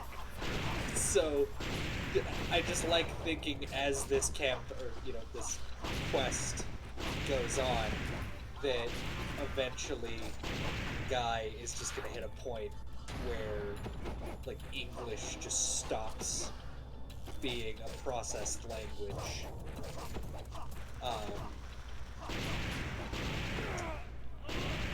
And I'm stuck between like the grunts and wrong one.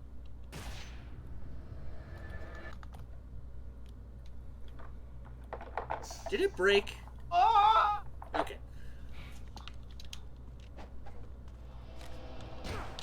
But you just get to this level of just like hungry. Completely backslide into fucking just caveman speak. All because you're just clobbering people with a wooden club.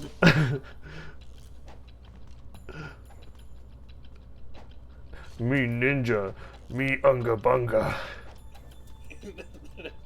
I feel like ninja would be too complex of a word.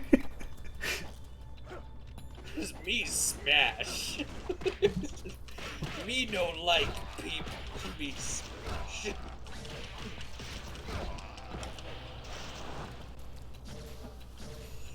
Sticking with the Bill Nye the Science Guy, just no shocky. Big wood, big stick, no shock. Big stick, no shock.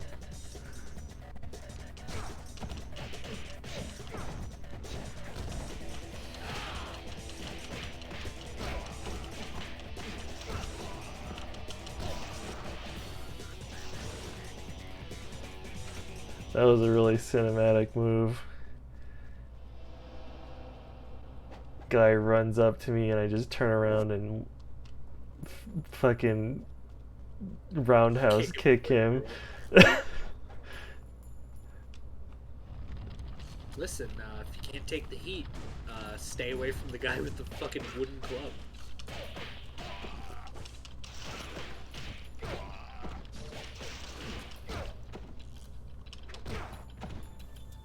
So I feel bad just because I know the fucking internet for the miserable place that it is.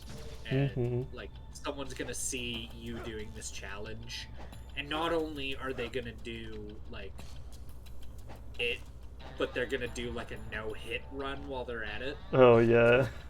Just because the internet's full of assholes.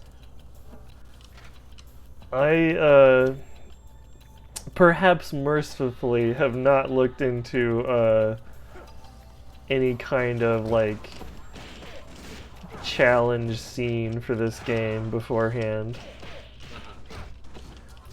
So I don't know if anyone's ever done this before, and I don't know if people do like no hits. Obviously people do speed runs. That I feel is kind of a given. I don't know. I feel like you can't do a no hit run on this game. Like, there's so much shit that can just incidentally whack you for, like, a tiny bit of damage that it seems impossible, but I guess stranger things have happened. True. I mean, back to my former remark of, like, occasionally I watch speedruns, in just like obscure categories. It was half of what inspired me to do the like fucking Ghost Recon Wildlands speedrun, quote unquote. Yeah.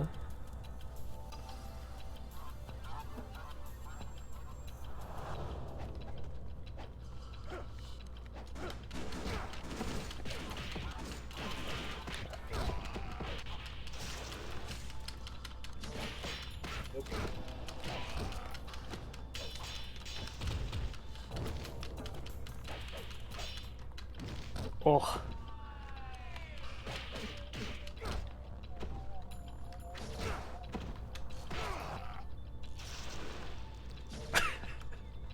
Just imagine somebody like stabbing you in the chest with a wooden sword to end your life.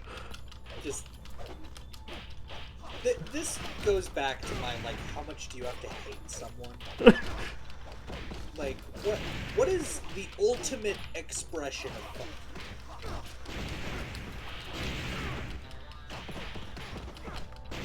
Oh, see, these are the ninjas I was talking about that replaced the white ninjas earlier in the game. I can also see how this can get kind of chaotic, given that you can't sort of easily at a glance distinguish yourself.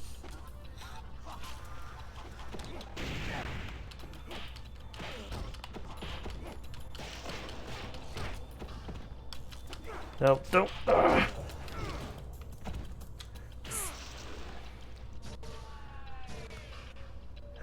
There we go.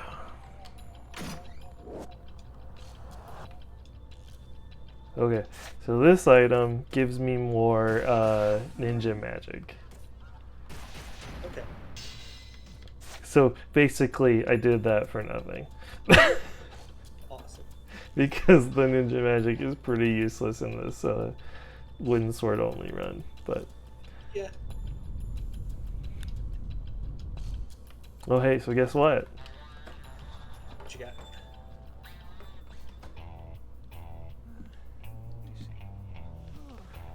We found his actual store. A real store. We don't have to Skype the old man. Oh, and he has another wooden sword upgrade for us. But it's Nice. expensive. Nice. We don't have to contact the old men running the world. Old man running the world. Let's buy some health potions though, even though it'll cost us our sword upgrade later. Do it. We can save up some money. There's a while yet before this part of the game is over.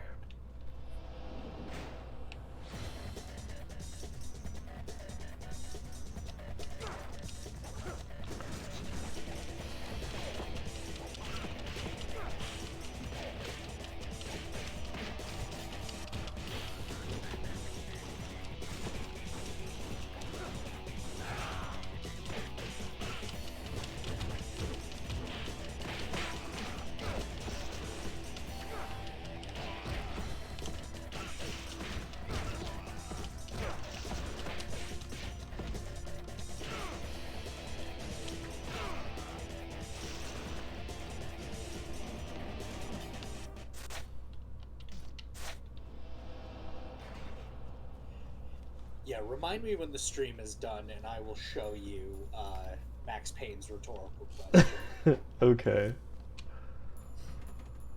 Because it really is just classic YouTube poop. A group of ninjas dressed in black garb act with wicked intent in Tyrone. They are members of the Black Spider Clan, and they act behind the scenes to hinder our progress.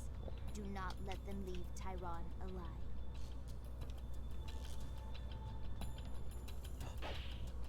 Garlic, what are you doing?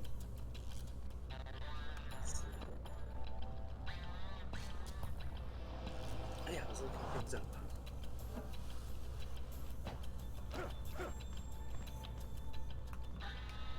Let's check and see.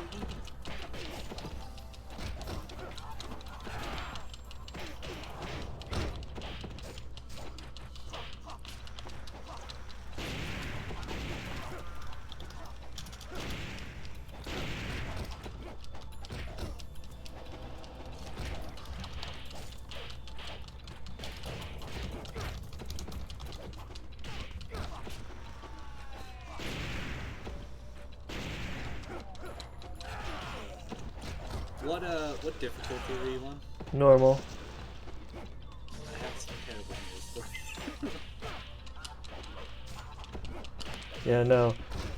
I played on hard to practice to like curve the difficulty, like Right. so I wouldn't have to use the wooden sword before I used the wooden sword, but it Right. would be challenging as if I was using the wooden sword. No, I get it. I'm just saying I'm looking here and there are wooden sword only runs. Oh, and really? They're on Master Ninja mode Oh, of course. because people are assholes. But this is still entertaining and I'm still here for it. Add it to the pool. I'm curious if their rule set is the same as mine. Hey, look, we found Ninja's diary. But he just talks about a lady we'll meet later. I see. I think he's like an incel ninja. A concept that for some odd reason is very funny to me. Hi, garlic.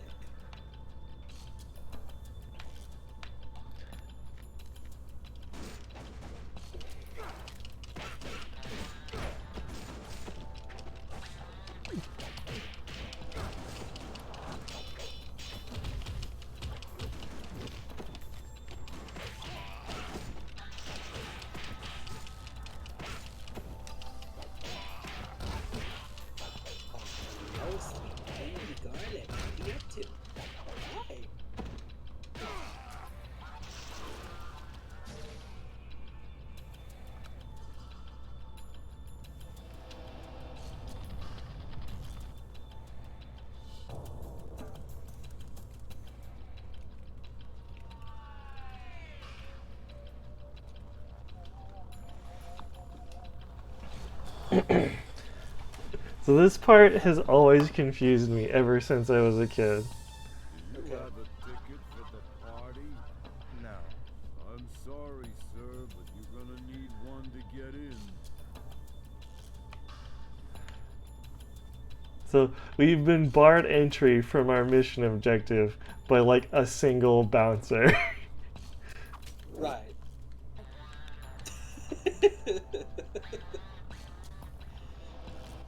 Like, Whereas you, the Ninja Gaiden, should be able to just slice and dice, right? yeah. Maybe Well, it's... I mean, barring even like assuming he doesn't want to kill some random dude, like I should be able to sneak in here, right? Right. Being a ninja, it's kind of your, like, thing. Yeah. Oh, I love this. The Xbox machine that heals you. That's pretty great. I like that. I've always wondered what's in the Sigma version of the game, or if they just left it in. I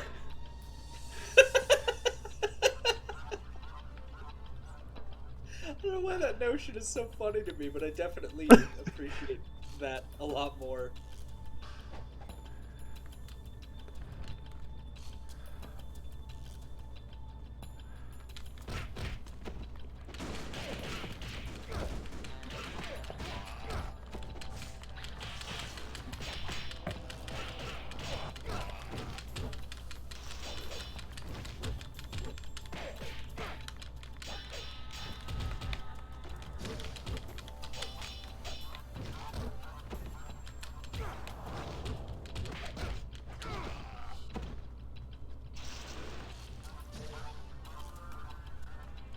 Let's see, how much money do I have? Perfect. So, you probably didn't pick up what I'm doing, because I kind of skipped over it, but, there was a flyer at the bar that the old man here will give a ticket to the party to anyone who buys something. I see. So I had to come back and buy more shit from him.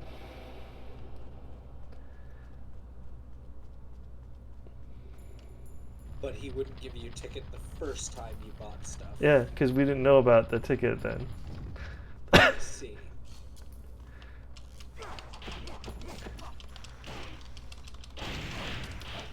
I guess from a game design standpoint it makes sense because you wouldn't want your players just like accidentally completing stages of quests. But I feel the same way about backtracking. Yeah, and I mean nowhere near as passionate about it as like John Trump. But I feel the same way about backtracking as I do about escort missions. Like if your game requires an escort mission or requires backtracking, like it's time for a rewrite. I don't mind backtracking as long as number one, you don't do it too often, and number two, you don't have to walk that far. Sure. Well, that's what I'm saying. Is like it's different where like I want to go back and find more stuff. Mm-hmm. That to me is separate from, oh, you made it this far, shit dick. Well, guess what? The thing you need is on the other side of the map, and you couldn't have grabbed it on the way here because it didn't spawn until we had this conversation. Yeah.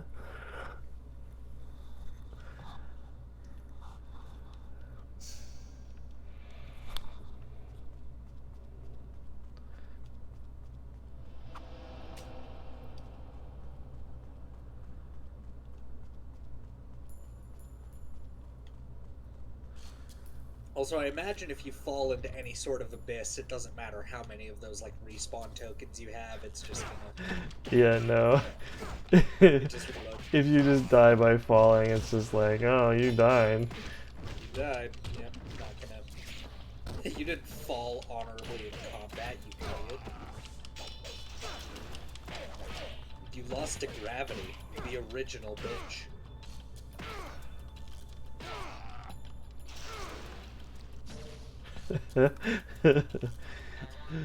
It's always funny when you just get a guy pinned down and you just stab him to death.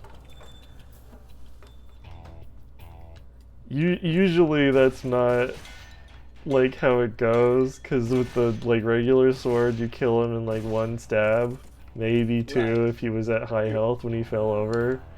Yeah, you're just kind of cutting through them, but it's very. You are intimately bludgeoning them to death. Yeah, just.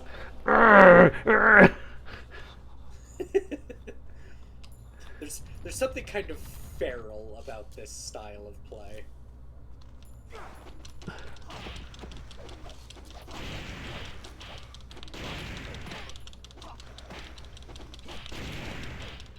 You know, actually, humorously enough, I don't know if you're noticing this, but it's pretty easy to distinguish which guy you are, actually, because of the fucking wooden sword. Yeah, that's true.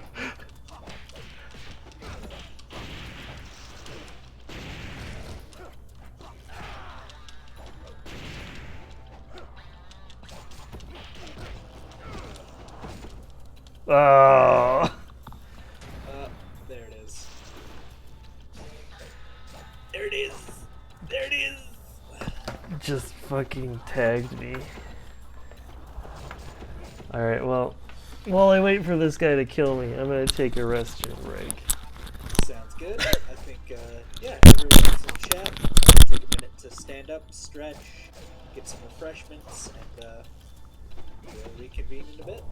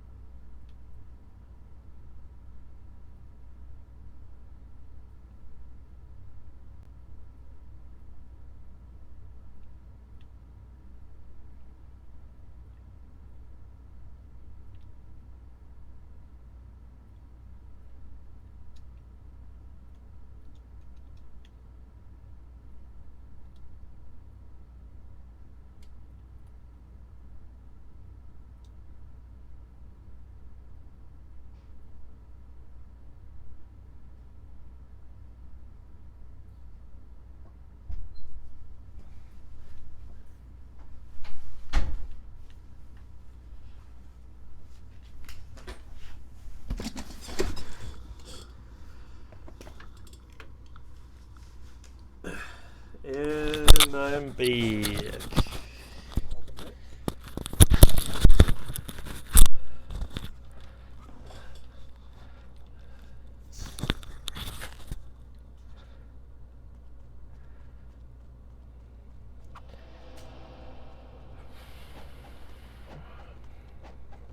Wonder if speedrunners count their death in their total time. That's a good question. Because I know, like, I don't know if you've watched Martin Pseudopants. I have not. He's a really good channel.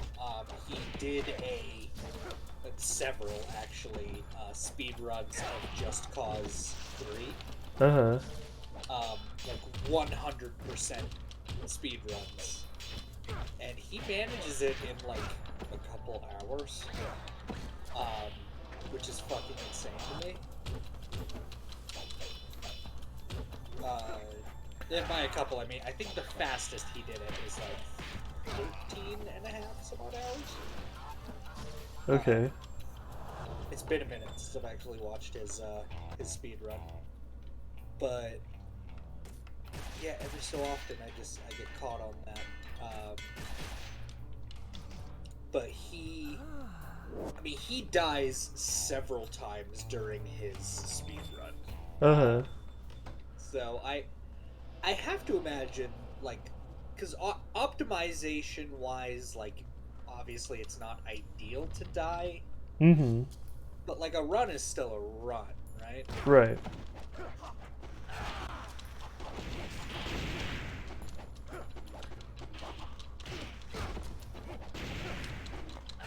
Plus, I think there's something to be said for doing stuff like that is the challenge in itself, Yeah. such as the A10, thing where, yeah, there's like no way in fuck I'm doing like a speed run. Like I'm not going to be anywhere on the leaderboards. Unless you create an A10 Warthog category. Right, which is soft made. You're just the only one on the list. But that's sort of the beauty, right? Is as soon as you create those, people find them and are like, oh, a challenge, and then they optimize it. Oh yeah. Because there are different builds you can do for your aircraft. Yeah, and certainly there are people who only, like, the only thing they do is play Ace Combat. Yeah. So, I certainly would have some hearty, like, competition, but I think there's a part of me that will always sort of appreciate the hypothetical notion of being, like, the first. Right.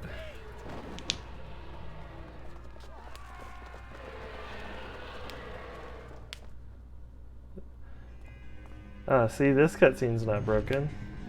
Hey. Hello, Satan. Why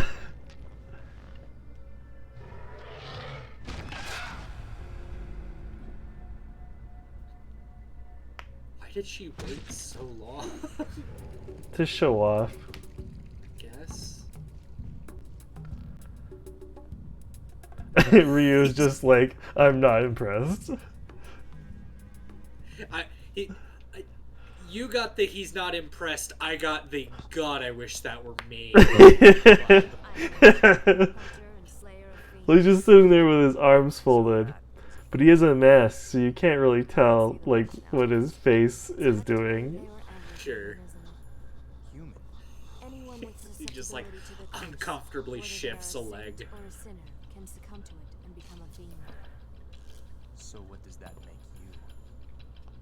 Complex. And you? I'm looking for a greater fiend named Oku. Do you know him? Why are you looking for him? I'm going to kill him. You have no idea what you're up against, do you? If he could be killed, I would have done it myself long ago. He was the one who took my sister from me.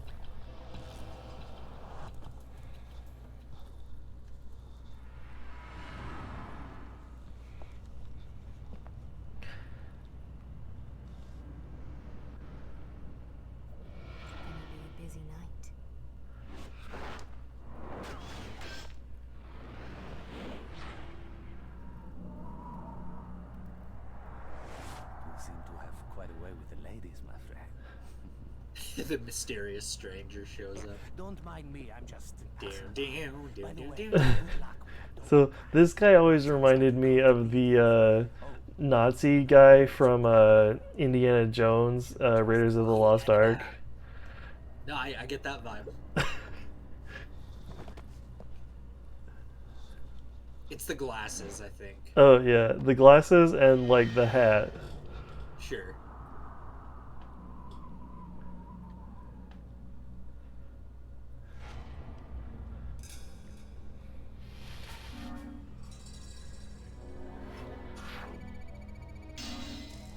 Alright, what rating did we get? Greater Ninja. So we went down just a little bit. I mean, you're still doing it with a wooden sword as far as I'm concerned. Yeah, no, it's just it's impressive that we're still like getting good ratings. Right. There's a part of me that wonders if it's taking the fact that you are exclusively using a wooden sword into account. Well, part of it is How- that I'm not using any of my ninja magic, so I always have some at the end, and it grades you on that. I see. Because it's sort of a crutch, right? Like if you use hypothetically a lot of it, then you are in practice a less skilled player just because you're relying on it. Right. Okay, I can understand that. But since we outlawed that,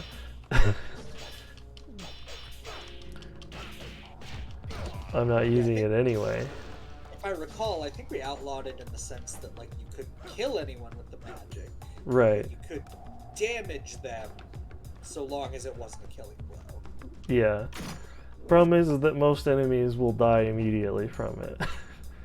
So it's really only useful against bosses. And we didn't even really fight a boss in that chapter.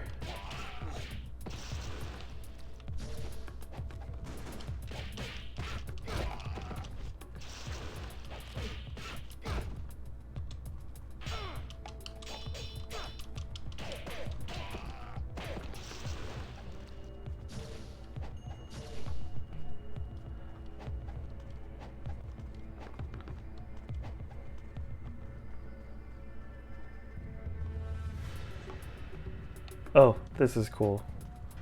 What you got? It's a Ninja Gaiden arcade cabinet. Hell yeah. I love stuff like that. Just in games in general. There's a, if you collect all 50 golden scarabs, you get the game cartridge as a item. Huh. And I've always wondered if, because I've never been able to get them all, because I just haven't bothered. But Sure. I've always wondered if you got them all, if you could plug it into the machine and play the old game as well. Huh. Just like play it within the game. Yeah. I mean, I guess hypothetically, because there are definitely moments where I look at like file sizes for like the original Super Mario Bros. Or the old Pac-Man, and I just always catch myself in this like, wow, they really made this shit run on fucking nothing, huh?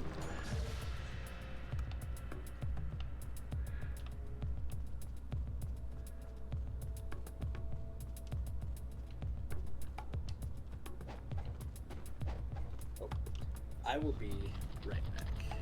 Okie dokie.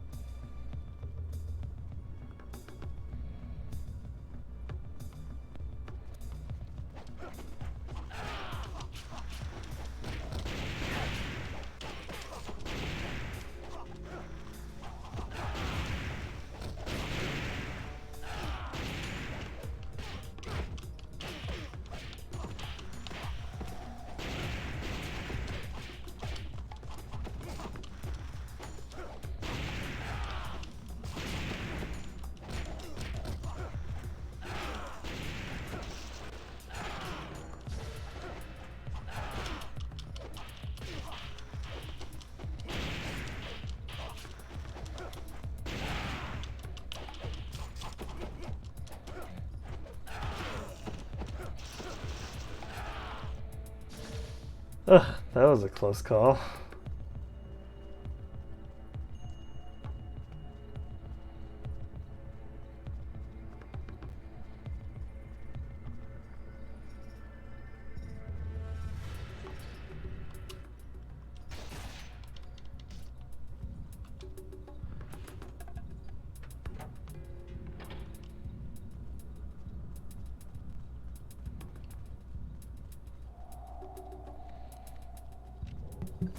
Okay. Did I miss any deaths? Nope. I had a pretty close call with some ninjas on my way up here, but Yeah. just a close call.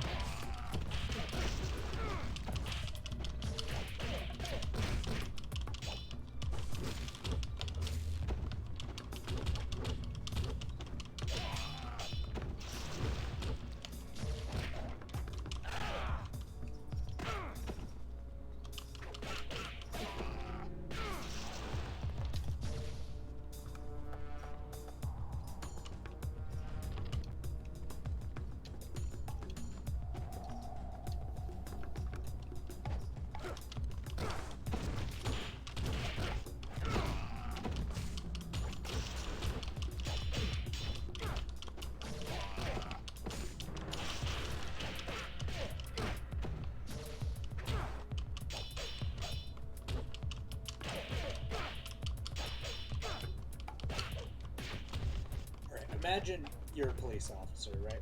Uh-huh. And you get through training academy, and, you know, everything's said and done, and you're Mhm. ready to be handed like your state-issued firearm and go out, protect the peace, you know, keep the quiet, Uh-huh. protect the communities and all that. They hand you a laser sword and a shield, Yeah. and you're like, "All right, what the fuck is this shit?" Yeah. Then, as you're like patrolling with your buddy, who of course he got a gun, suddenly you encounter Lay fucking Ninja running around, you know, turning people into sashimi. You're like, oh fuck. This is our calling, this is our purpose, right? Mhm. And you look to your friend with the gun, and he's like, don't worry, I got a gun. Got this. And he proceeds to become fish fillet. You're Yeah. there with your laser sword and shield, like, well, fuck. I guess I'll try. I will Well. arrive at the gates of Valhalla in several pieces, a coward. I mean, those guys are significantly harder to fight than the regular guys. Right. They also do have guns. They just use them less often. Just when they feel like it. Because they want to get close and use their shield on you so that you can't, like, Right. butcher their other guys. Yeah.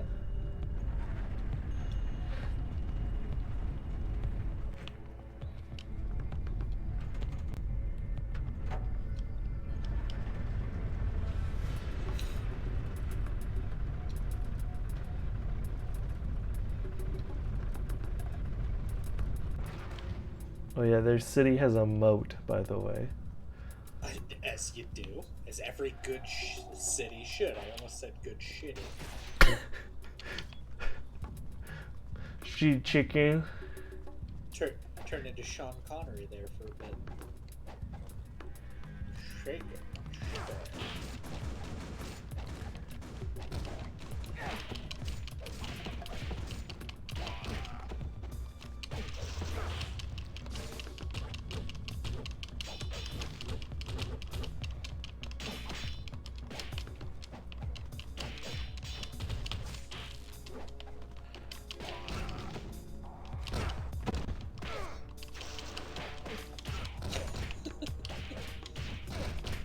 You know, they're meant to get in there and like protect their other guys, right?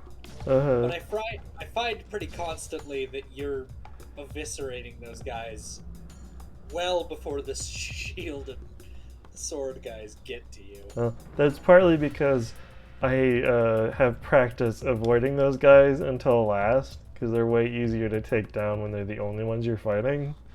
That's fair. The only guys I target down more are the guys you probably haven't noticed, which is they have been deploying guys with grenade launchers too. Ah, But I immediately go after those guys.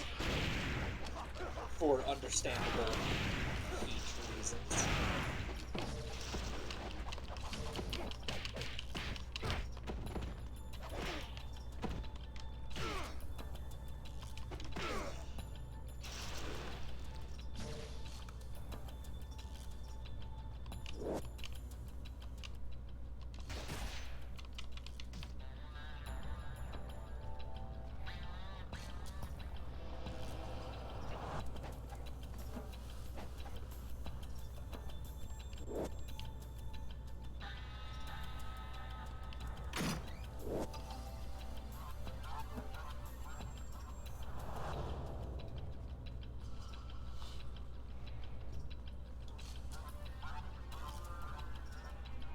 Yeah, I think by the end of this playthrough, I might be better at this game than I ever was before. That's half the thing.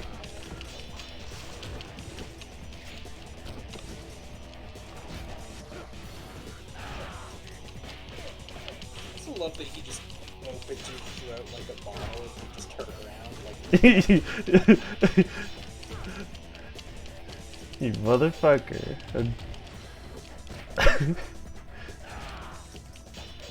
that was my favorite art. Yeah, that was my favorite hunter.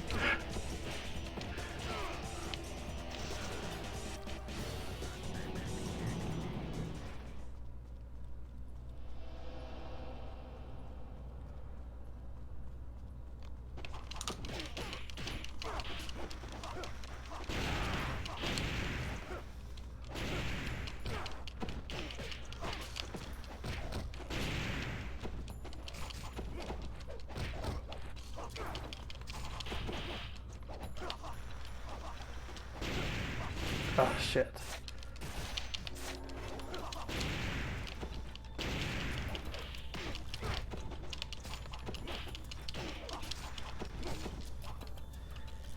Damn.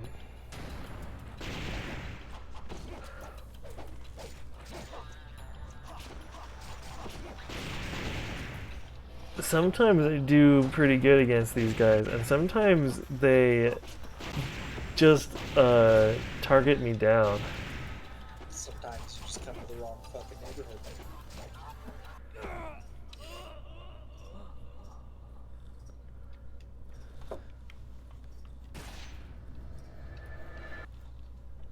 I was talking to one of my coworkers about this a little while ago. So, when I'm running through like tactical scenarios for work, for anyone unaware, I fix ATMs for a living, and you know, keeping my head on a swivel and keeping my wits about me is imperative to my survival.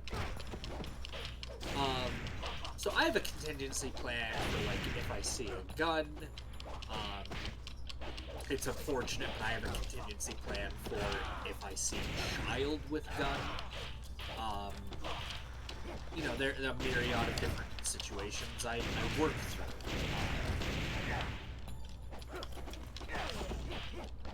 But the more I've thought about it, I don't have a contingency plan for katana. Oh yeah, he told me about this one.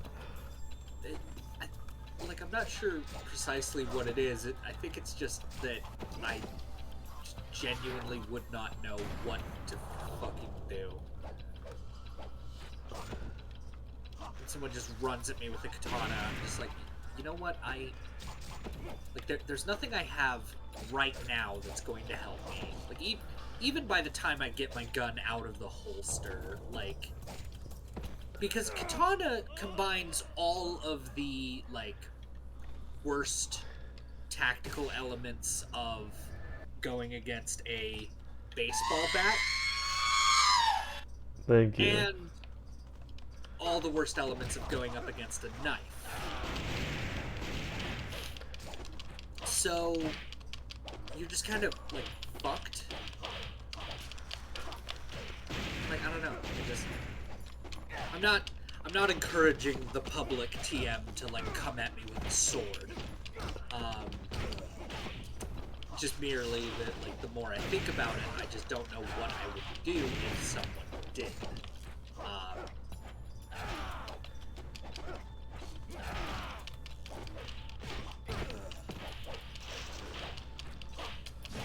Oh yeah, it's definitely a weird one, right?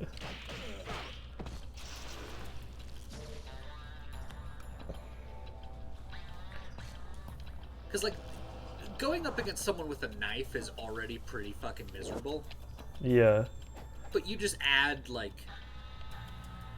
knife that's as long as a baseball bat to that mixture, and I'm just like, God fucking damn it. I didn't want to have to deal with this today. Oh yeah. Then if somebody comes at you with a wooden sword, oof. Yeah, I know. Then I'm just like, alright.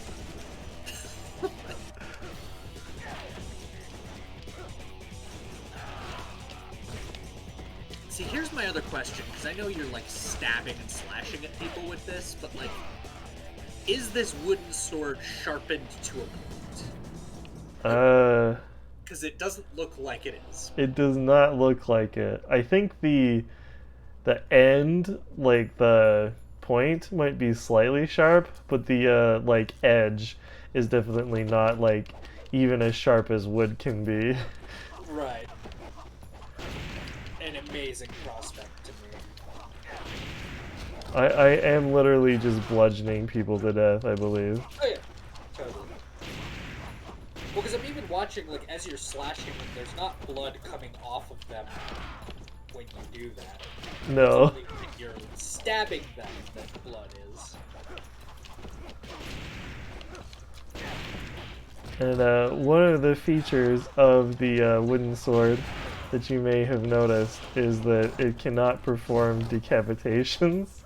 I did notice that. Which you would think would just be a little detail, but I actually think it makes it harder to kill people, because I think decapitating moves do bonus damage if they're like within the health range to decapitate an enemy. I'm not sure about that, but I feel like I'm hitting people harder than I would have to even get that far.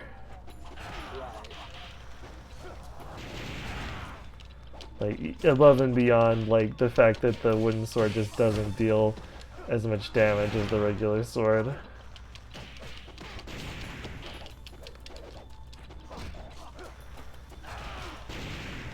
Yeah, definitely see that being an issue.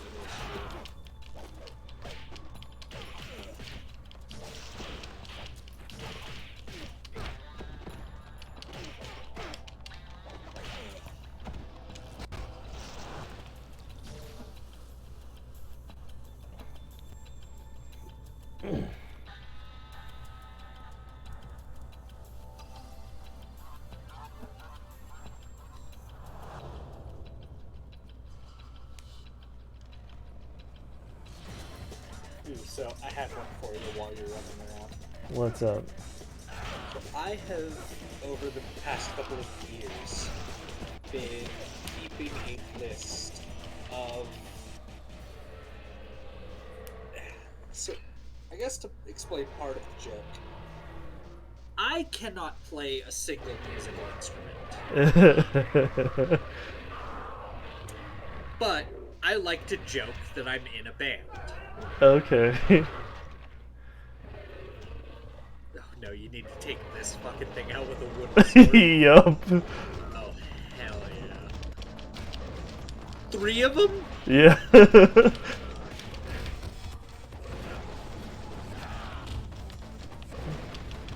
Anyway, so I've been keeping this list for a couple years now. of names for this hypothetical band, Oh, okay. and they are all bad. And what it is usually spawned out of is, like, I'll pick little snippets of just out of context, out of conversations. Yeah. And I used to keep track of, like, who gave me which ones. Uh-huh. But it eventually reached the unenviable point where I just couldn't keep track fast enough.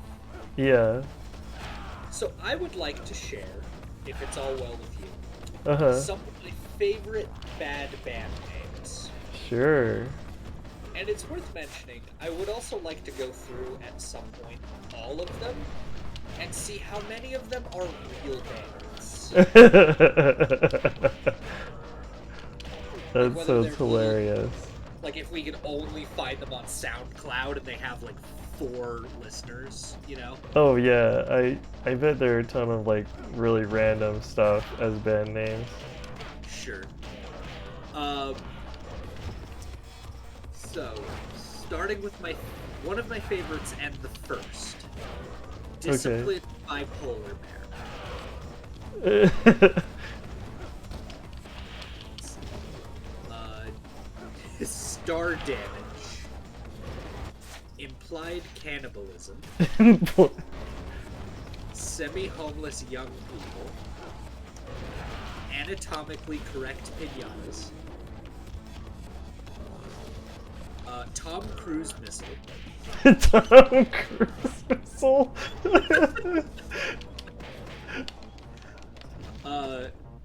Courtney loves crotch chameleon. Okay. Queerosexual.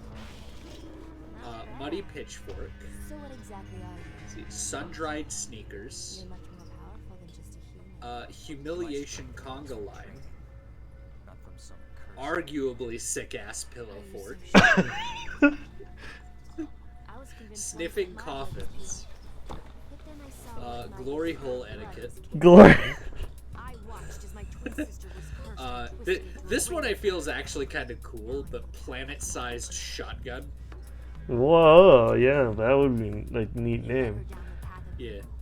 Digital dysentery. beings are pitiful beings. Let's see. Evil cream brulee. Mothman rodeo. That's why I became a hunter. Let's see. Nice. Dummy thick. To kill my sister. Dummy thick casket. To kill all men. Puppy brain Make this my freeze. theory. There is Let's see. A tip for the tip. Lead spoons. Jodie Foster child. Early warning rainbow.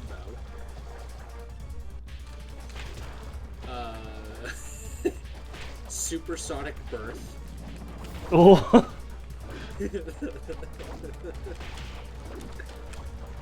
Mason jar of malaria. Part-time poltergeist. Antimatter Ferrari. Addendum asterisk my dominatrix. Fuckboy facade. T-Rex prostitutes. Hopes and memes. Hopes and memes, that's a good one. Slapdick clowns. Let's see. Learning curve of murder. 2020 horse money. Oh god, chocolate pizza condom. Chocolate. The incel handbook. Casual CBT. North Korean ball pit. Let's see. The arson quota. Crackhead shenanigans. The katanas were implied. Giraffigator. Jesus jammies. Organic landmines. Somebody gave grandma a 44. Guns with dementia. The lips of Chris Angel. Raw dogging the internet. Engaged Apache. Power Crawl. Power Crawl is a good one. Yeah, I don't like. I that one's not bad.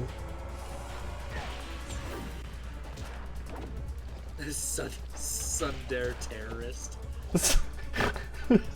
What?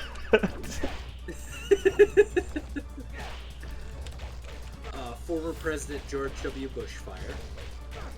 George W. Bushfire. Denim Dildo. The Vegan Taco Incident.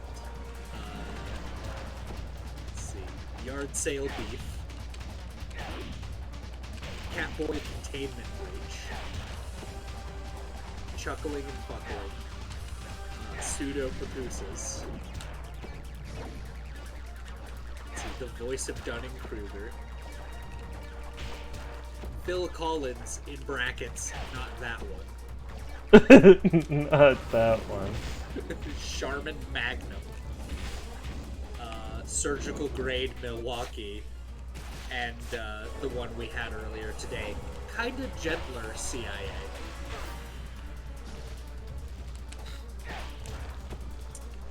So, by no means all of them, but definitely some of the shining, glimmering examples. Yeah.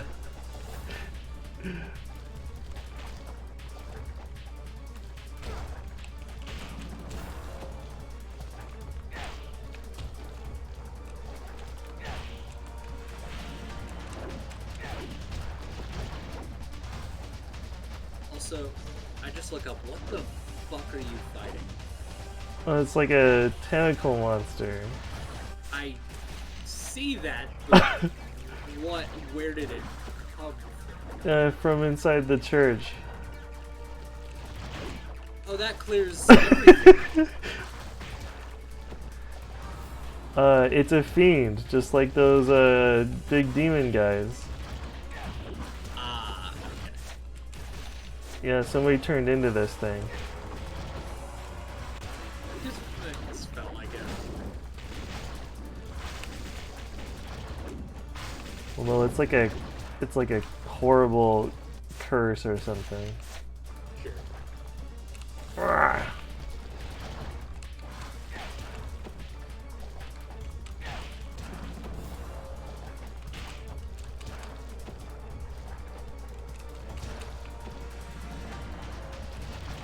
Yeah, I could definitely see someone being horrifically into this.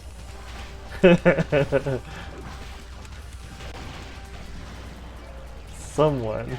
Not me, but someone. No. God, no, not me. It's definitely, like... I was talking to my partner about this a little while ago. Uh-huh. Honestly, I'm so happy that I'm not in defeat.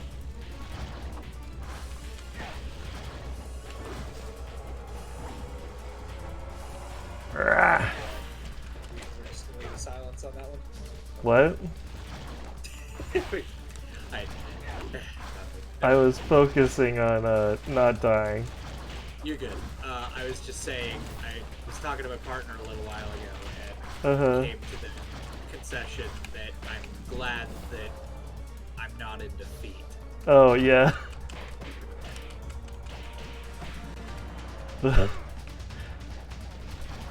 Oh! Also, I brought up something. So, I kind of opened Pandora's box with them a little bit. Uh-huh. Kick its ass. You know this. So there is a, not to get overtly religious, but to give some Right. context for where this came from. So I brought up a contradiction I had noticed for a long time. Mm-hmm. Was this sentiment that God created us in their image, right? Mm-hmm. But on the other side of that, we are frequently told that God is everywhere and in everything. Mm-hmm. So, for me, the contradiction is God a shapeless mass? or is the universe shaped like a person?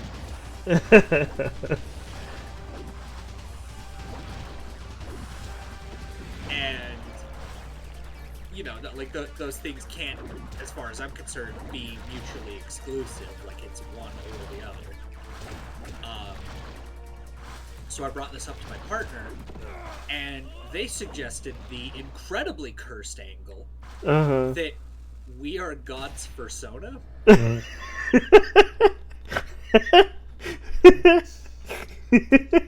I've not been able to get that out of my head. That would be another good, terrible band name. God's persona. We are God's persona. I was driving as they told me that, and I just kind of like slowly leaned forward as I took my sunglasses off. With this just like look of knowing that I will never be the same again. Yeah. Oh my god.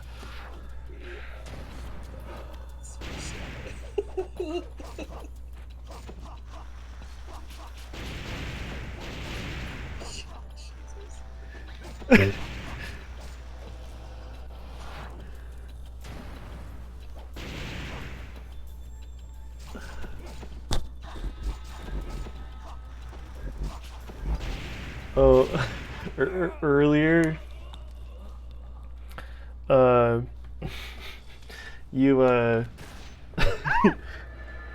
you did not typoed, but got autocorrected to Ninja Garden instead of Ninja Gaiden. Yes. And I so wanted to like edit a photo of Ryu here in a garden and send it to you, but I was at work, so I couldn't do it. Yeah. That would have been fucking hilarious. It's definitely one of those, I feel like it's common enough that it has to have happened to someone else. Oh, yeah. That can't be mutually exclusive to our phones. Not that we're these big, like, special important people, just... I don't know. I find that if I've learned anything from the prevalence of certain memes, it's that there really are certain experiences that are just somewhat universal. Oh, yeah.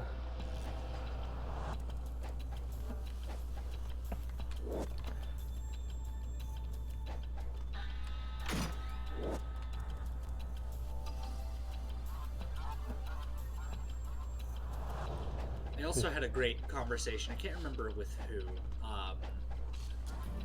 about Star Wars memes. Oh, yeah. And specifically, one of the things they brought up was... Because this was like way back in the day when I thought like... Alright, make no mistake, the new Star Wars movies are, like, not good.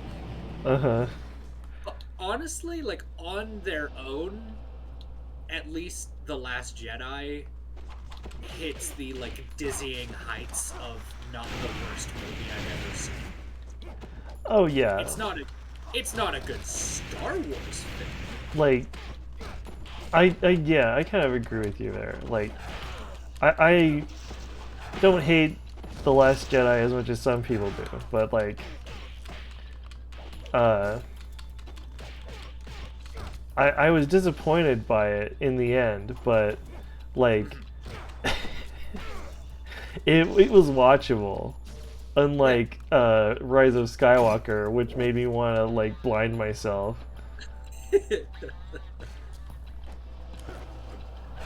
Not to do Mr. Plinkett, because I fucking hate... You know what? No, I'm not even going to do him the service. Because I don't like it. But just the, like, movie review thing of, you know, the worst part of watching this was my inability to find a smooth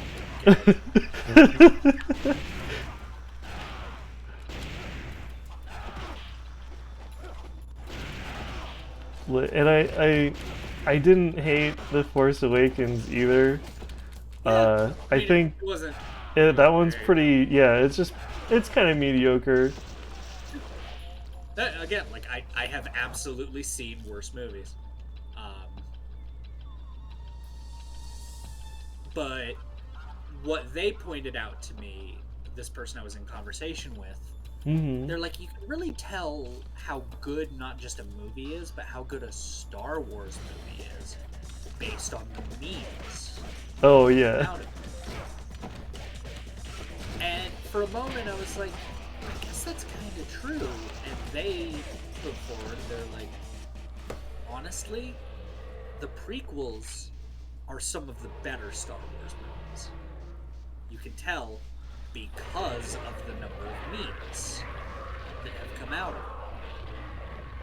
And I'm like, there's logic to that. I don't want you to be right, but you are. Well, yeah. I think there's. Oh yeah. Go ahead. No, all you. Oh, okay. So there's definitely like a logic to that, and it makes some sense. Fuck. Well, I got distracted talking about Star Wars. Yeah. But there's definitely some logic to that, and I definitely think that like there's a reason for that that has to do with what the films mean to people. Right. But I still disagree, and I still think the prequels are the second best trilogy, which is a thing we can say now. Yes.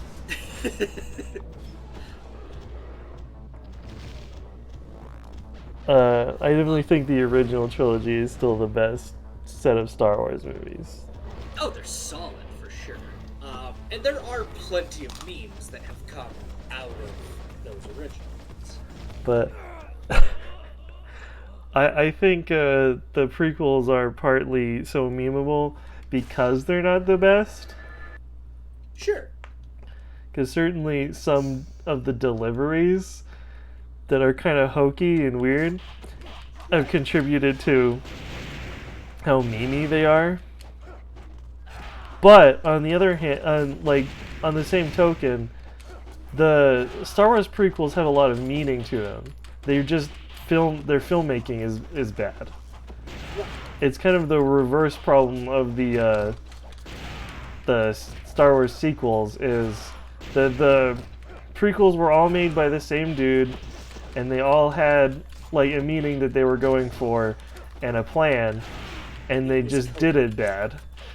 Yeah. And whereas the sequels were like Disney handed like 3 different directors and then gave J.J. Abrams the third one again. After like they were like, we have to course correct this. But they had no plan. They had no idea what they were doing. They just figured it's Star Wars, so it'll sell tickets. Right. Which is not how... I mean, I guess they made billions of dollars. Yeah. Like, at the end of the day, we're 2 fucking idiots just talking about it. We clown on Disney for making the bad Star Wars movies, but they made a lot of money from that deal. They sure fucking... I'm sure they're wiping their tears away with $100. But yeah. So there are a lot of things in the prequels that like divorce from like the weird direction and the like overuse of green screens and all the weird stuff about the prequels that make them weird movies that stick with people. Whereas like the sequels don't have any of that. If something is funny, it's funny, but it's not like a thing that sticks in your head. Right. And I think what they were kind of putting forward too was they could prove that the sequels were bad because there weren't that many memes of them. Mm-hmm. And I came forward to argue because earlier, like that day, or that week, I had seen a meme of the sequels Uh-huh. that I had found rather funny. But upon bringing it up to cite it as an example, I realized it was actually a prequel meme. Because it involves that part where Kylo hucks his lightsaber into the ocean. Oh, yeah. And someone perfectly animated General Grievous sprinting up behind him, screaming, "A fine addition to my collection," before he dives into the ocean after the lightsaber. So again, I fall back on... And I think the only other thing that comes to mind for me, it's less a meme and more just a, like, fucking why did you do this? Mm-hmm. Was them featuring, like, 2 seconds of the first, like, gay characters we've ever seen in Star Wars kissing, right? Uh-huh. Followed by 10 or so uninterrupted seconds of this alien just looking disgruntled about this. Like, why? Why? Not the gay kiss. I'm all here for the gay kiss. Why 10 uninterrupted seconds of this asshole? Couldn't tell ya. I don't understand sometimes. Like, I haven't seen it, so I don't want to, like, cast assumptions upon the meme maker. Sure. But That's- if I saw what you described, I would assume that they were pretty perturbed by the inclusion of the gay kiss. Right. But That or it could also be the opposite, where they gave the first gay kiss in Star Wars to, like, people we don't even know. oh, it absolutely was like 2. I'm pretty sure it was 2 unnamed characters, but it was just that it was. Well, then I know. Followed by this fucking, like, this alien staring, like, perturbed at them. So I guess I have to ask, if you haven't seen it, do you mind me discussing spoilers?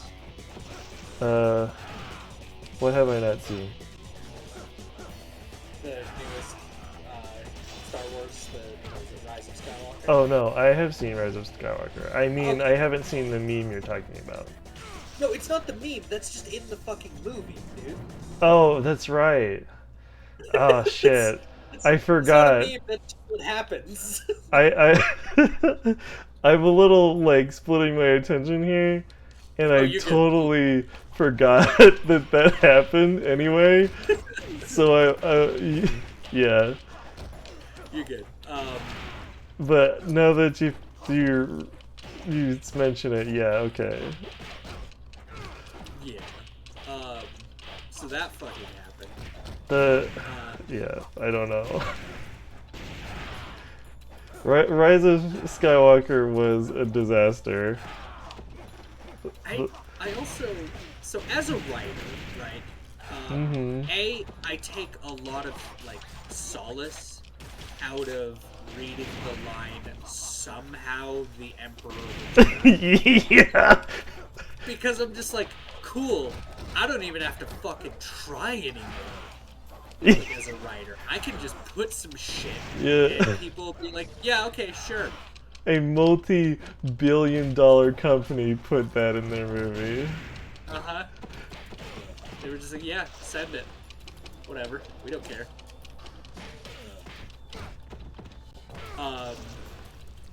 So not only that, but the motherfucking, God, dude. I have never rolled my eyes as hard at anything more than hearing Palpatine whisper about the final order. Oh yeah. Oh, dude, my retina's almost fucking detached. I rolled my eyes so fucking hard. Like, oh, fucking anime. And my suffering. The final order.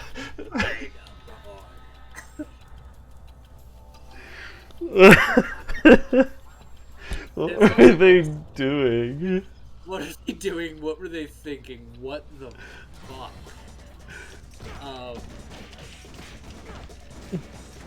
I don't know, dude. I was also listening to a breakdown a little while ago talking about the MacGuffins in Star Wars. Uh-huh. And how Rise of Skywalker, because they wanted to have their cake and eat it too, they have two MacGuffins. Right. One being Sith Omicron Yeah. that guides you to Exegol. The second being the dagger that tells you where everything is. Yeah, the MacGuffin that tells you where the first MacGuffin is. MacGuffin is. Right. So, here's the problem. On its own, the Sith Omicron actually kind of works and is a cool idea. Yeah. Well, it's pretty, like, it is- basic. Like, I could see that in a totally different movie. Totally. Like, it's the map, you know? Yeah. Classic. So, on top of it being a map, right, what this person suggested as, like, a change is, because it's a Sith Omicron, it doesn't really make sense that Kylo Ren and the others can just, like, plug it into their ship Yeah. to use it. Make it so that you need to tap into the dark side of the Force to read the map. Oh, yeah. That way Rey has to struggle against the dark side of the Force while getting this information, right? Make it an actual fucking challenge. Then it makes sense as to why Kylo would be able to just go alone in the first part, because already being tapped into the dark side of the Force, Mm-hmm.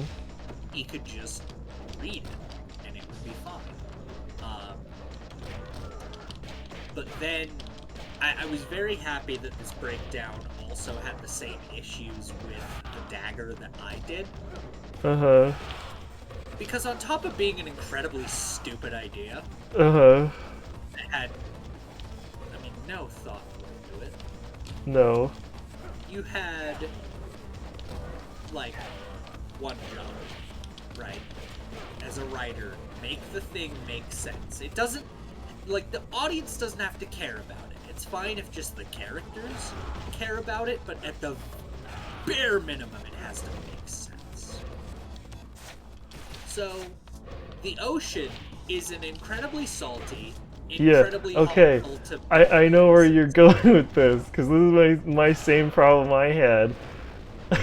Like, There's when no was way this in thing fuck- made, and how Right. does it still accurately show the position of this thing when the Death Star is, like, rusting in the ocean?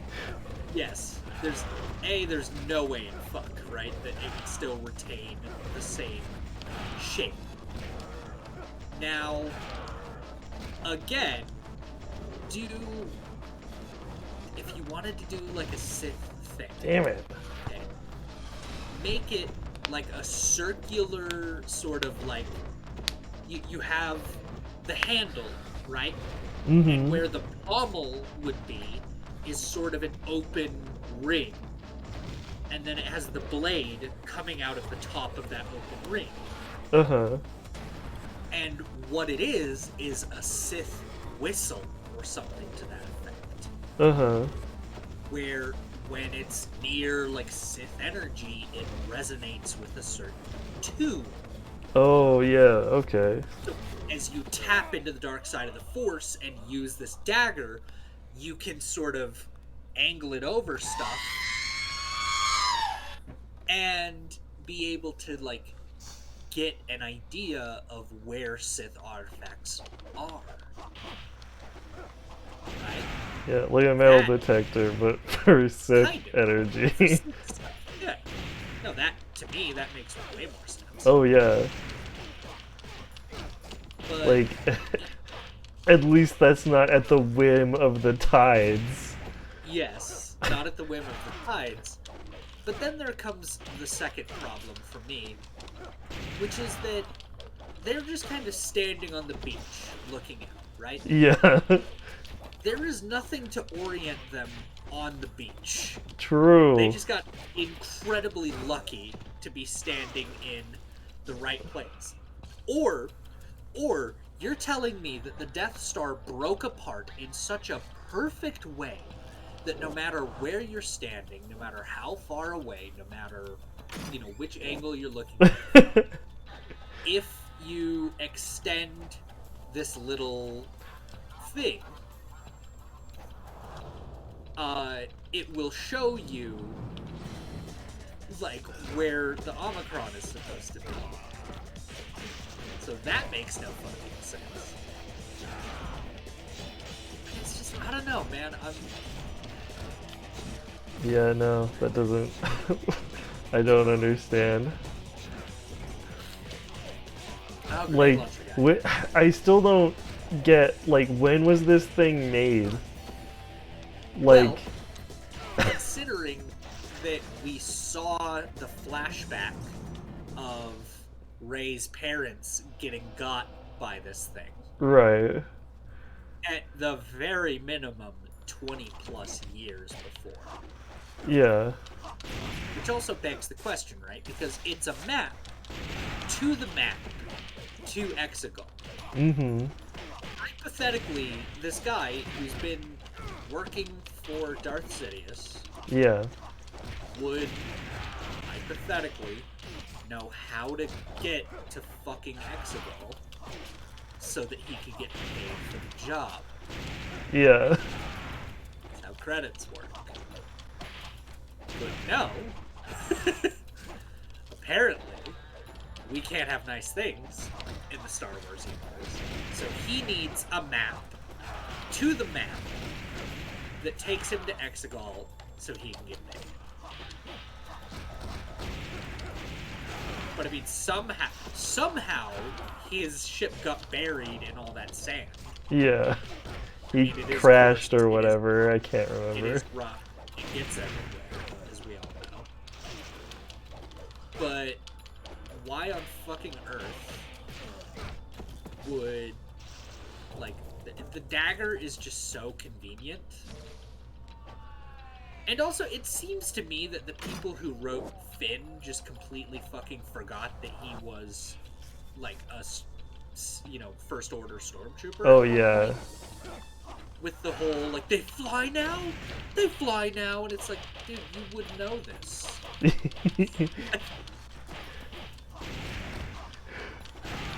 It's funny because that's the only, like, joke in the movie that I laughed at. That's fair. But you're right. He should probably know like what kind of equipment stormtroopers have access to, unless that's like brand new. Well, and given that we have seen, like, not only jet troopers during the Clone Wars, but, like, True. like, you had Imperial soldiers with jetpacks. Like, jetpack technology is not that new. It Oh, may be no. the first time First Order is implementing it. Right. Well, if you But want to even- get into that, the Mandalorians have been using jetpacks for like ever. Yes, precisely. Which, again, just begs more questions of, like, how and why the fuck haven't, like, everybody else. I don't know. I feel like if jetpack technology were available, that I might, as a military contractor, want to get in on that shit, as the kids say. Mm-hmm. So, I don't know. I don't know. Shit doesn't make sense. But like, to go back to the knife, so this guy, he got instructions, presumably from Palpatine. So the Death Star, oh, fucking hell. Sorry, man. The Death Star explodes. Palpatine somehow returns an unknown amount of time later.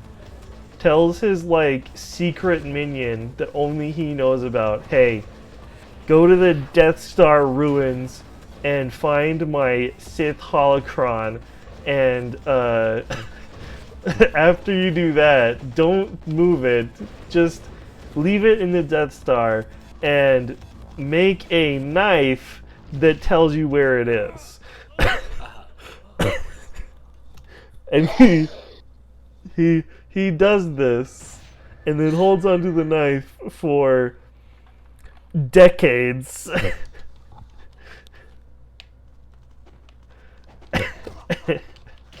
Is that the timeline? I mean, I guess. So there's actually another part in the caves that didn't make sense to me. Uh-huh. They encounter the snake, right? Right. An alien thing. And it is established that Rey has force healing. That is the whole purpose of that scene, from a thematic writer's standpoint. Right. So, fine, passable, great, right? Why the fuck did Ben just, like, peace out then? Because, like, Rey didn't seem terribly, like, hurt when she healed the snake. So, was Kylo really just that bitch made? Well, hold that thought.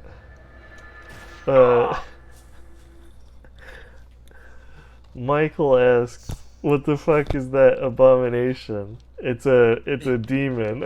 That's all I got for you. The otherwise abomination is the challenge of this specific room.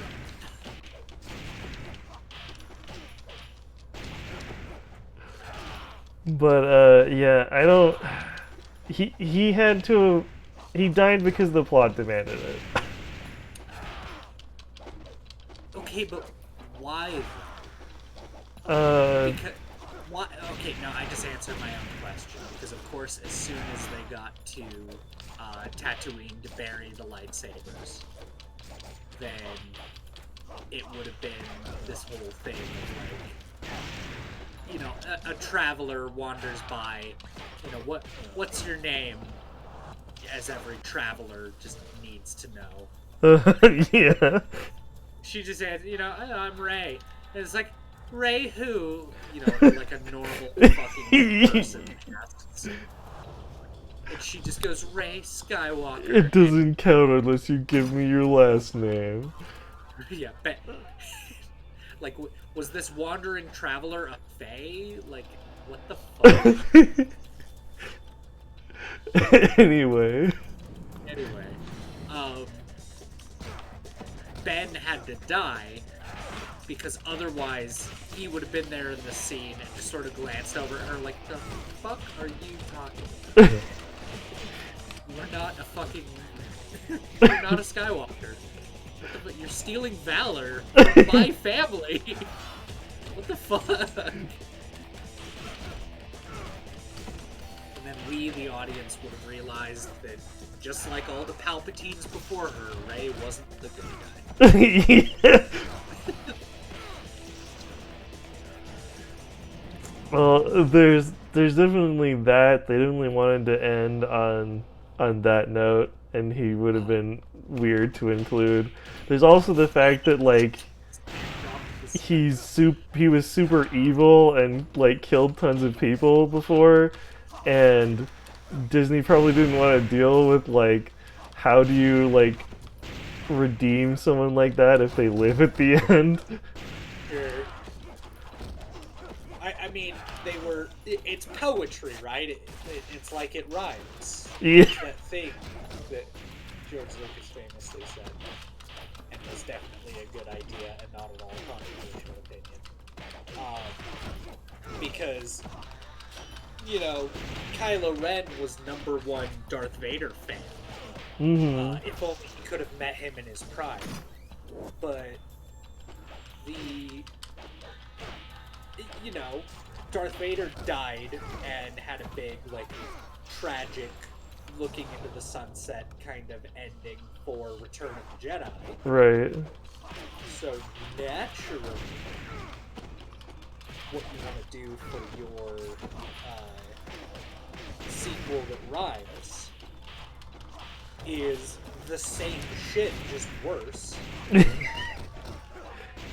You know, like any good writer does. Also, I guess I'm not obsessed with it. So here's my thing. As a writer, I study bad writing because it helps me know what good writing is. Right. So I've been studying a lot of the Star Wars sequels lately just because, as it turns out, they are excellent examples of horrific writing. And one of the things they brought up is that the war between the Rebels and the First Republic, the First Order, doesn't really make sense. Yeah. In what way? Well, so you have the Rebels, you know, this ragtag group fighting this new, you know, we're the Empire but better and bigger threat. Right. And meanwhile, Except the not really. New Republic, yeah, the New Republic is just kind of off to the left. And they're, you know, they're just kind of meekly like, you know, we worked so hard to achieve peace in the galaxy. We're not gonna do anything to really do about, you know, anything about this. And then 5 of their capital worlds are destroyed in a single decapitation strike. Mm-hmm. Right? Which, according to the lore, effectively renders the New Republic completely like unserviceable, unusable. You know, they're out of commission. They're out of the fight. They're out of any potential fight there may have been. Which the breakdown I was listening to, gave a great example, because a good way to determine whether or not your conflict works is to sort of set it in a real world allegory. Right. And see if it holds up. So the Japanese, using a brand new super weapon, out of left field, instead of Pearl Harbor, they drop 5 nukes on Washington, D.C., right? Uh-huh. Or Less like than- DC and like whatever other 4 targets would do the most Right. damage. Exactly. So they do that. And then the ship that did it is destroyed less than 24 hours later. Mm-hmm. And then, you know, out on the waters, they've still got the Yamato sailing. And, you know, they're like, hell yeah, we've got this big capital ship, fucking nothing can take it down, we're goddamn unstoppable.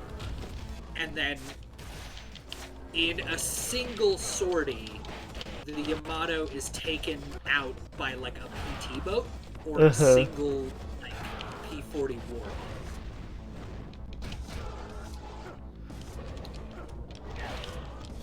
And then, beyond that, you just have this amazing sort of Damn it. prevalence for are you feeling this might be the wall? No. I might have to take a break soon. Sure. I am getting pretty tired, and I do have work tomorrow. I think I'm gonna give it one more shot after this, Gi- and then we give might it- call it a night.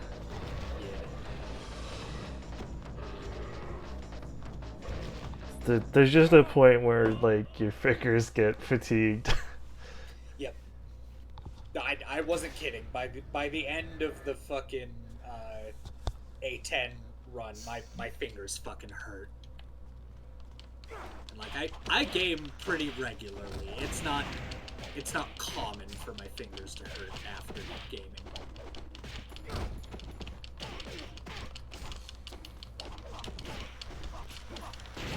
But yeah, the battles and the overall like war just doesn't make sense.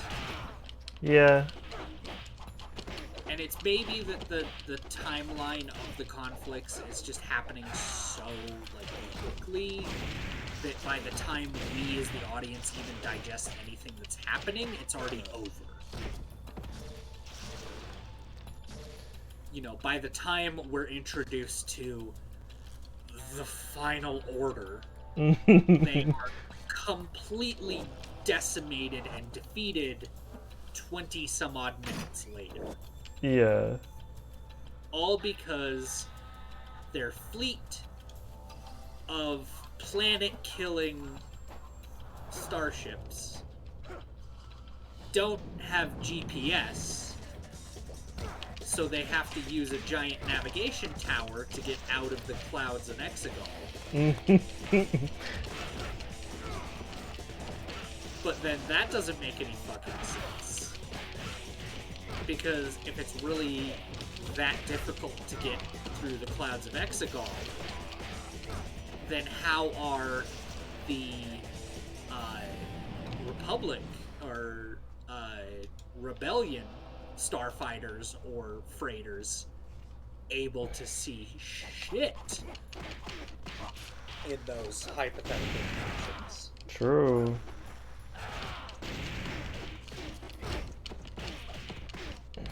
Well, part of this comes from, well, we don't know what we've done wrong, so let's just make the old movies again, and like, we'll trigger their nostalgia sense so that like their like logic brain doesn't kick in. Oh, yes, the Lion King 2019 approach. Yeah. Like, I actually think it would have been super interesting to see, like, the First Order as, like, instead of, like, this overwhelming, like, Imperial force, like, an insurgency of, like, you know, what's left of the Empire has had to develop new tactics to adjust to not having any resources like they used to. Now they're the rebellion, you know. Yeah. But the evil rebellion. And the Republic has to adjust to like having the upper hand, but not like being able to sneak around like they used to. Right. But now, rather than doing guerrilla tactics, they're the ones fighting against an empire that's using guerrilla tactics. Yeah, exactly. I think that could have been super cool, but nope. That definitely would have been a much more interesting story to tell.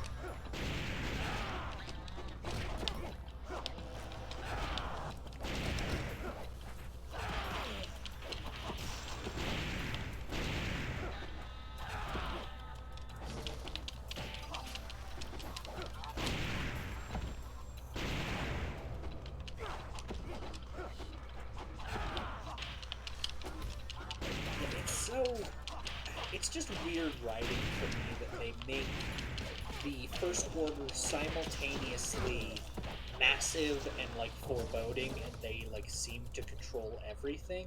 Mm-hmm.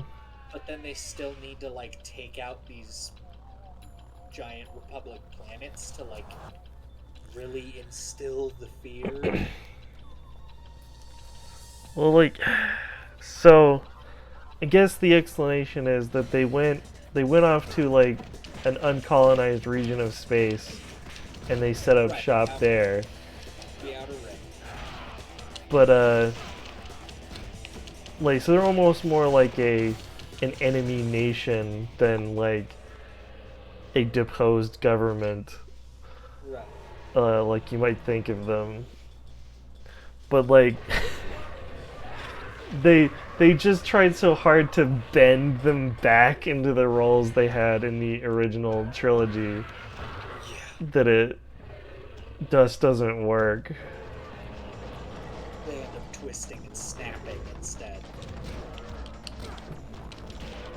And yeah, you're absolutely right. It ends up not fucking working.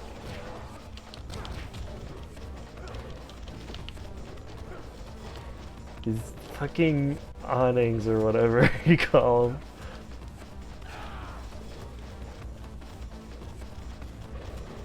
Sometimes I think these guys don't even pay that much attention to me. Just stomping around, being big They're like... kids.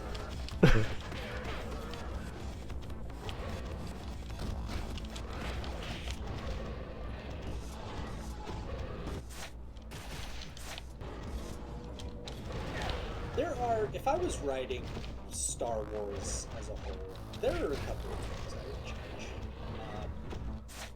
For one, the rule of two with the Sith, get rid of it. Yeah. In fact, not just get rid of it, but make the Sith humorously antithetical to the Jedi, right? Okay. The Jedi are supposed to be like solitary and celibate to a degree. Oh yeah. Make the Sith like raging sex chads. They're like hedonists. Yeah, no, absolutely. Like just fucking brothels left, right, center.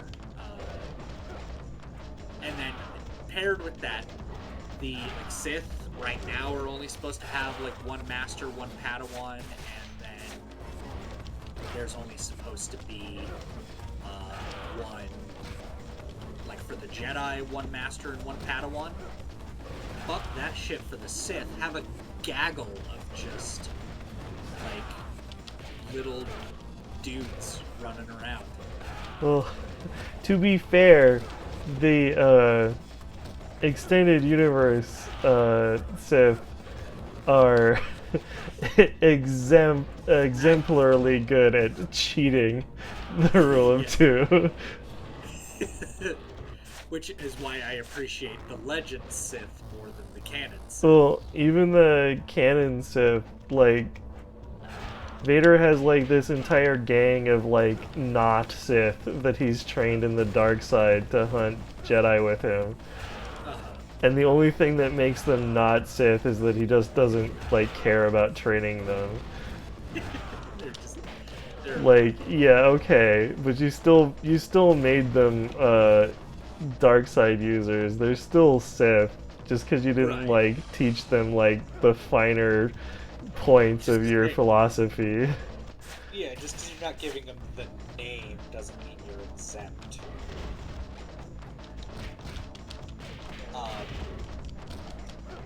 Beyond that, no amount of conversation or clarification will ever dissuade me from the opinion that The Force Unleashed, the Wii game, is canon. Oh.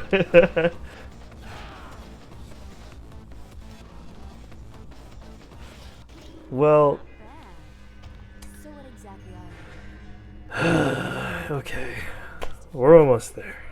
My strength We're getting comes there. from training some curse in my blood. Are you so sure of that? The thing about that is that It's once that my blood was pure. my Then I saw what my pure blood was capable of. my outlook Just on my twin sister was cursed and twisted stories into a greater is that stories belong to everyone who's heard them. Oh, And I think copyright law has like become this overwrought monster that has like severed Slaves our are ability to like see it that way. yes. To kill them. That's why I became a hunter. So Yeah, if you want the Force Unleashed to be canon, that's up to you because the Star Wars only exist in your head. Right.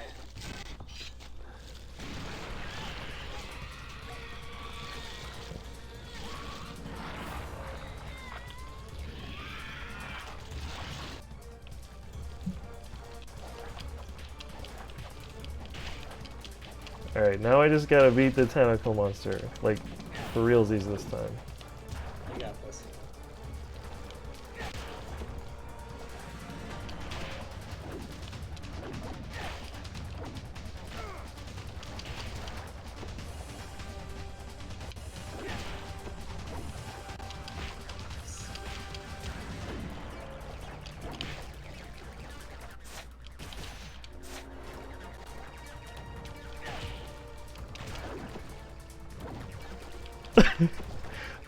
I still can't get over the...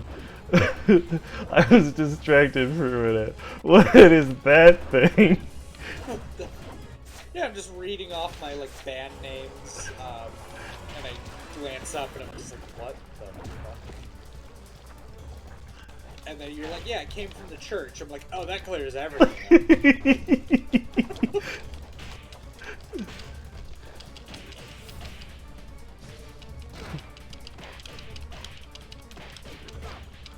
Yeah, just imagine like watching this unfold, like just this giant like tentacle monster thing comes out through the wall. You're like watching from one of these windows because they're like people's houses, right? Yeah. And you just see this like dude in black show up and start wailing on it with a stick. That's a wooden club, yeah.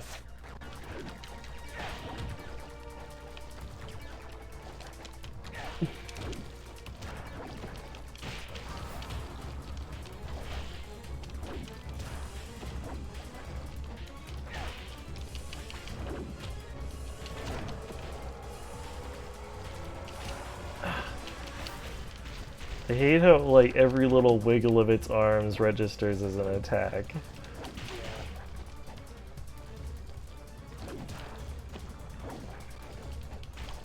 Yeah, so, again, something tells me that they did not intend for this to be played. Oh, god damn it. Oh, man.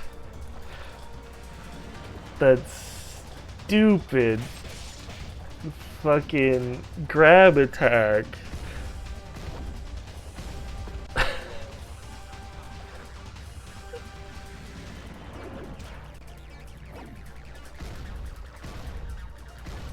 is some dog shit.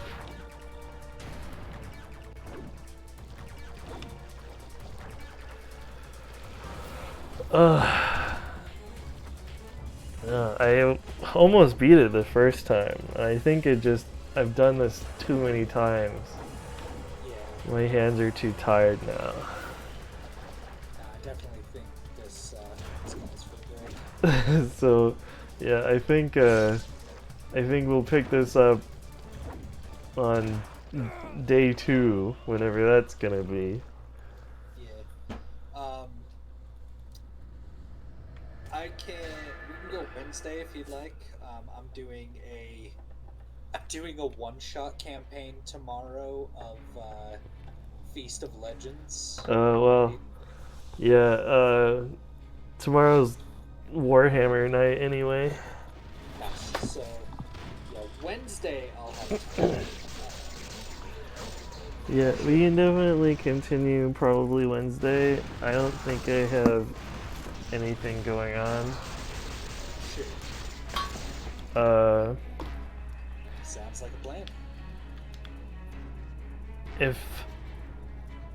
Yeah, I need to make sure I don't neglect Metal Gear just because I'm doing another stream, but No. hey, look at all the cool fucking moves you can do if you're not using the wooden sword. There is, in fairness, a lot of cool shit you can do, it seems, when you're not exclusively hampering yourself. Hell yeah. Alright. Everybody watching, thanks for coming. Thanks for watching me struggle through that last bit. We made some pretty good progress. We're actually decently far into the game.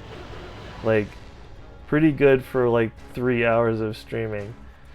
So I'll see you next time. Good night, everybody.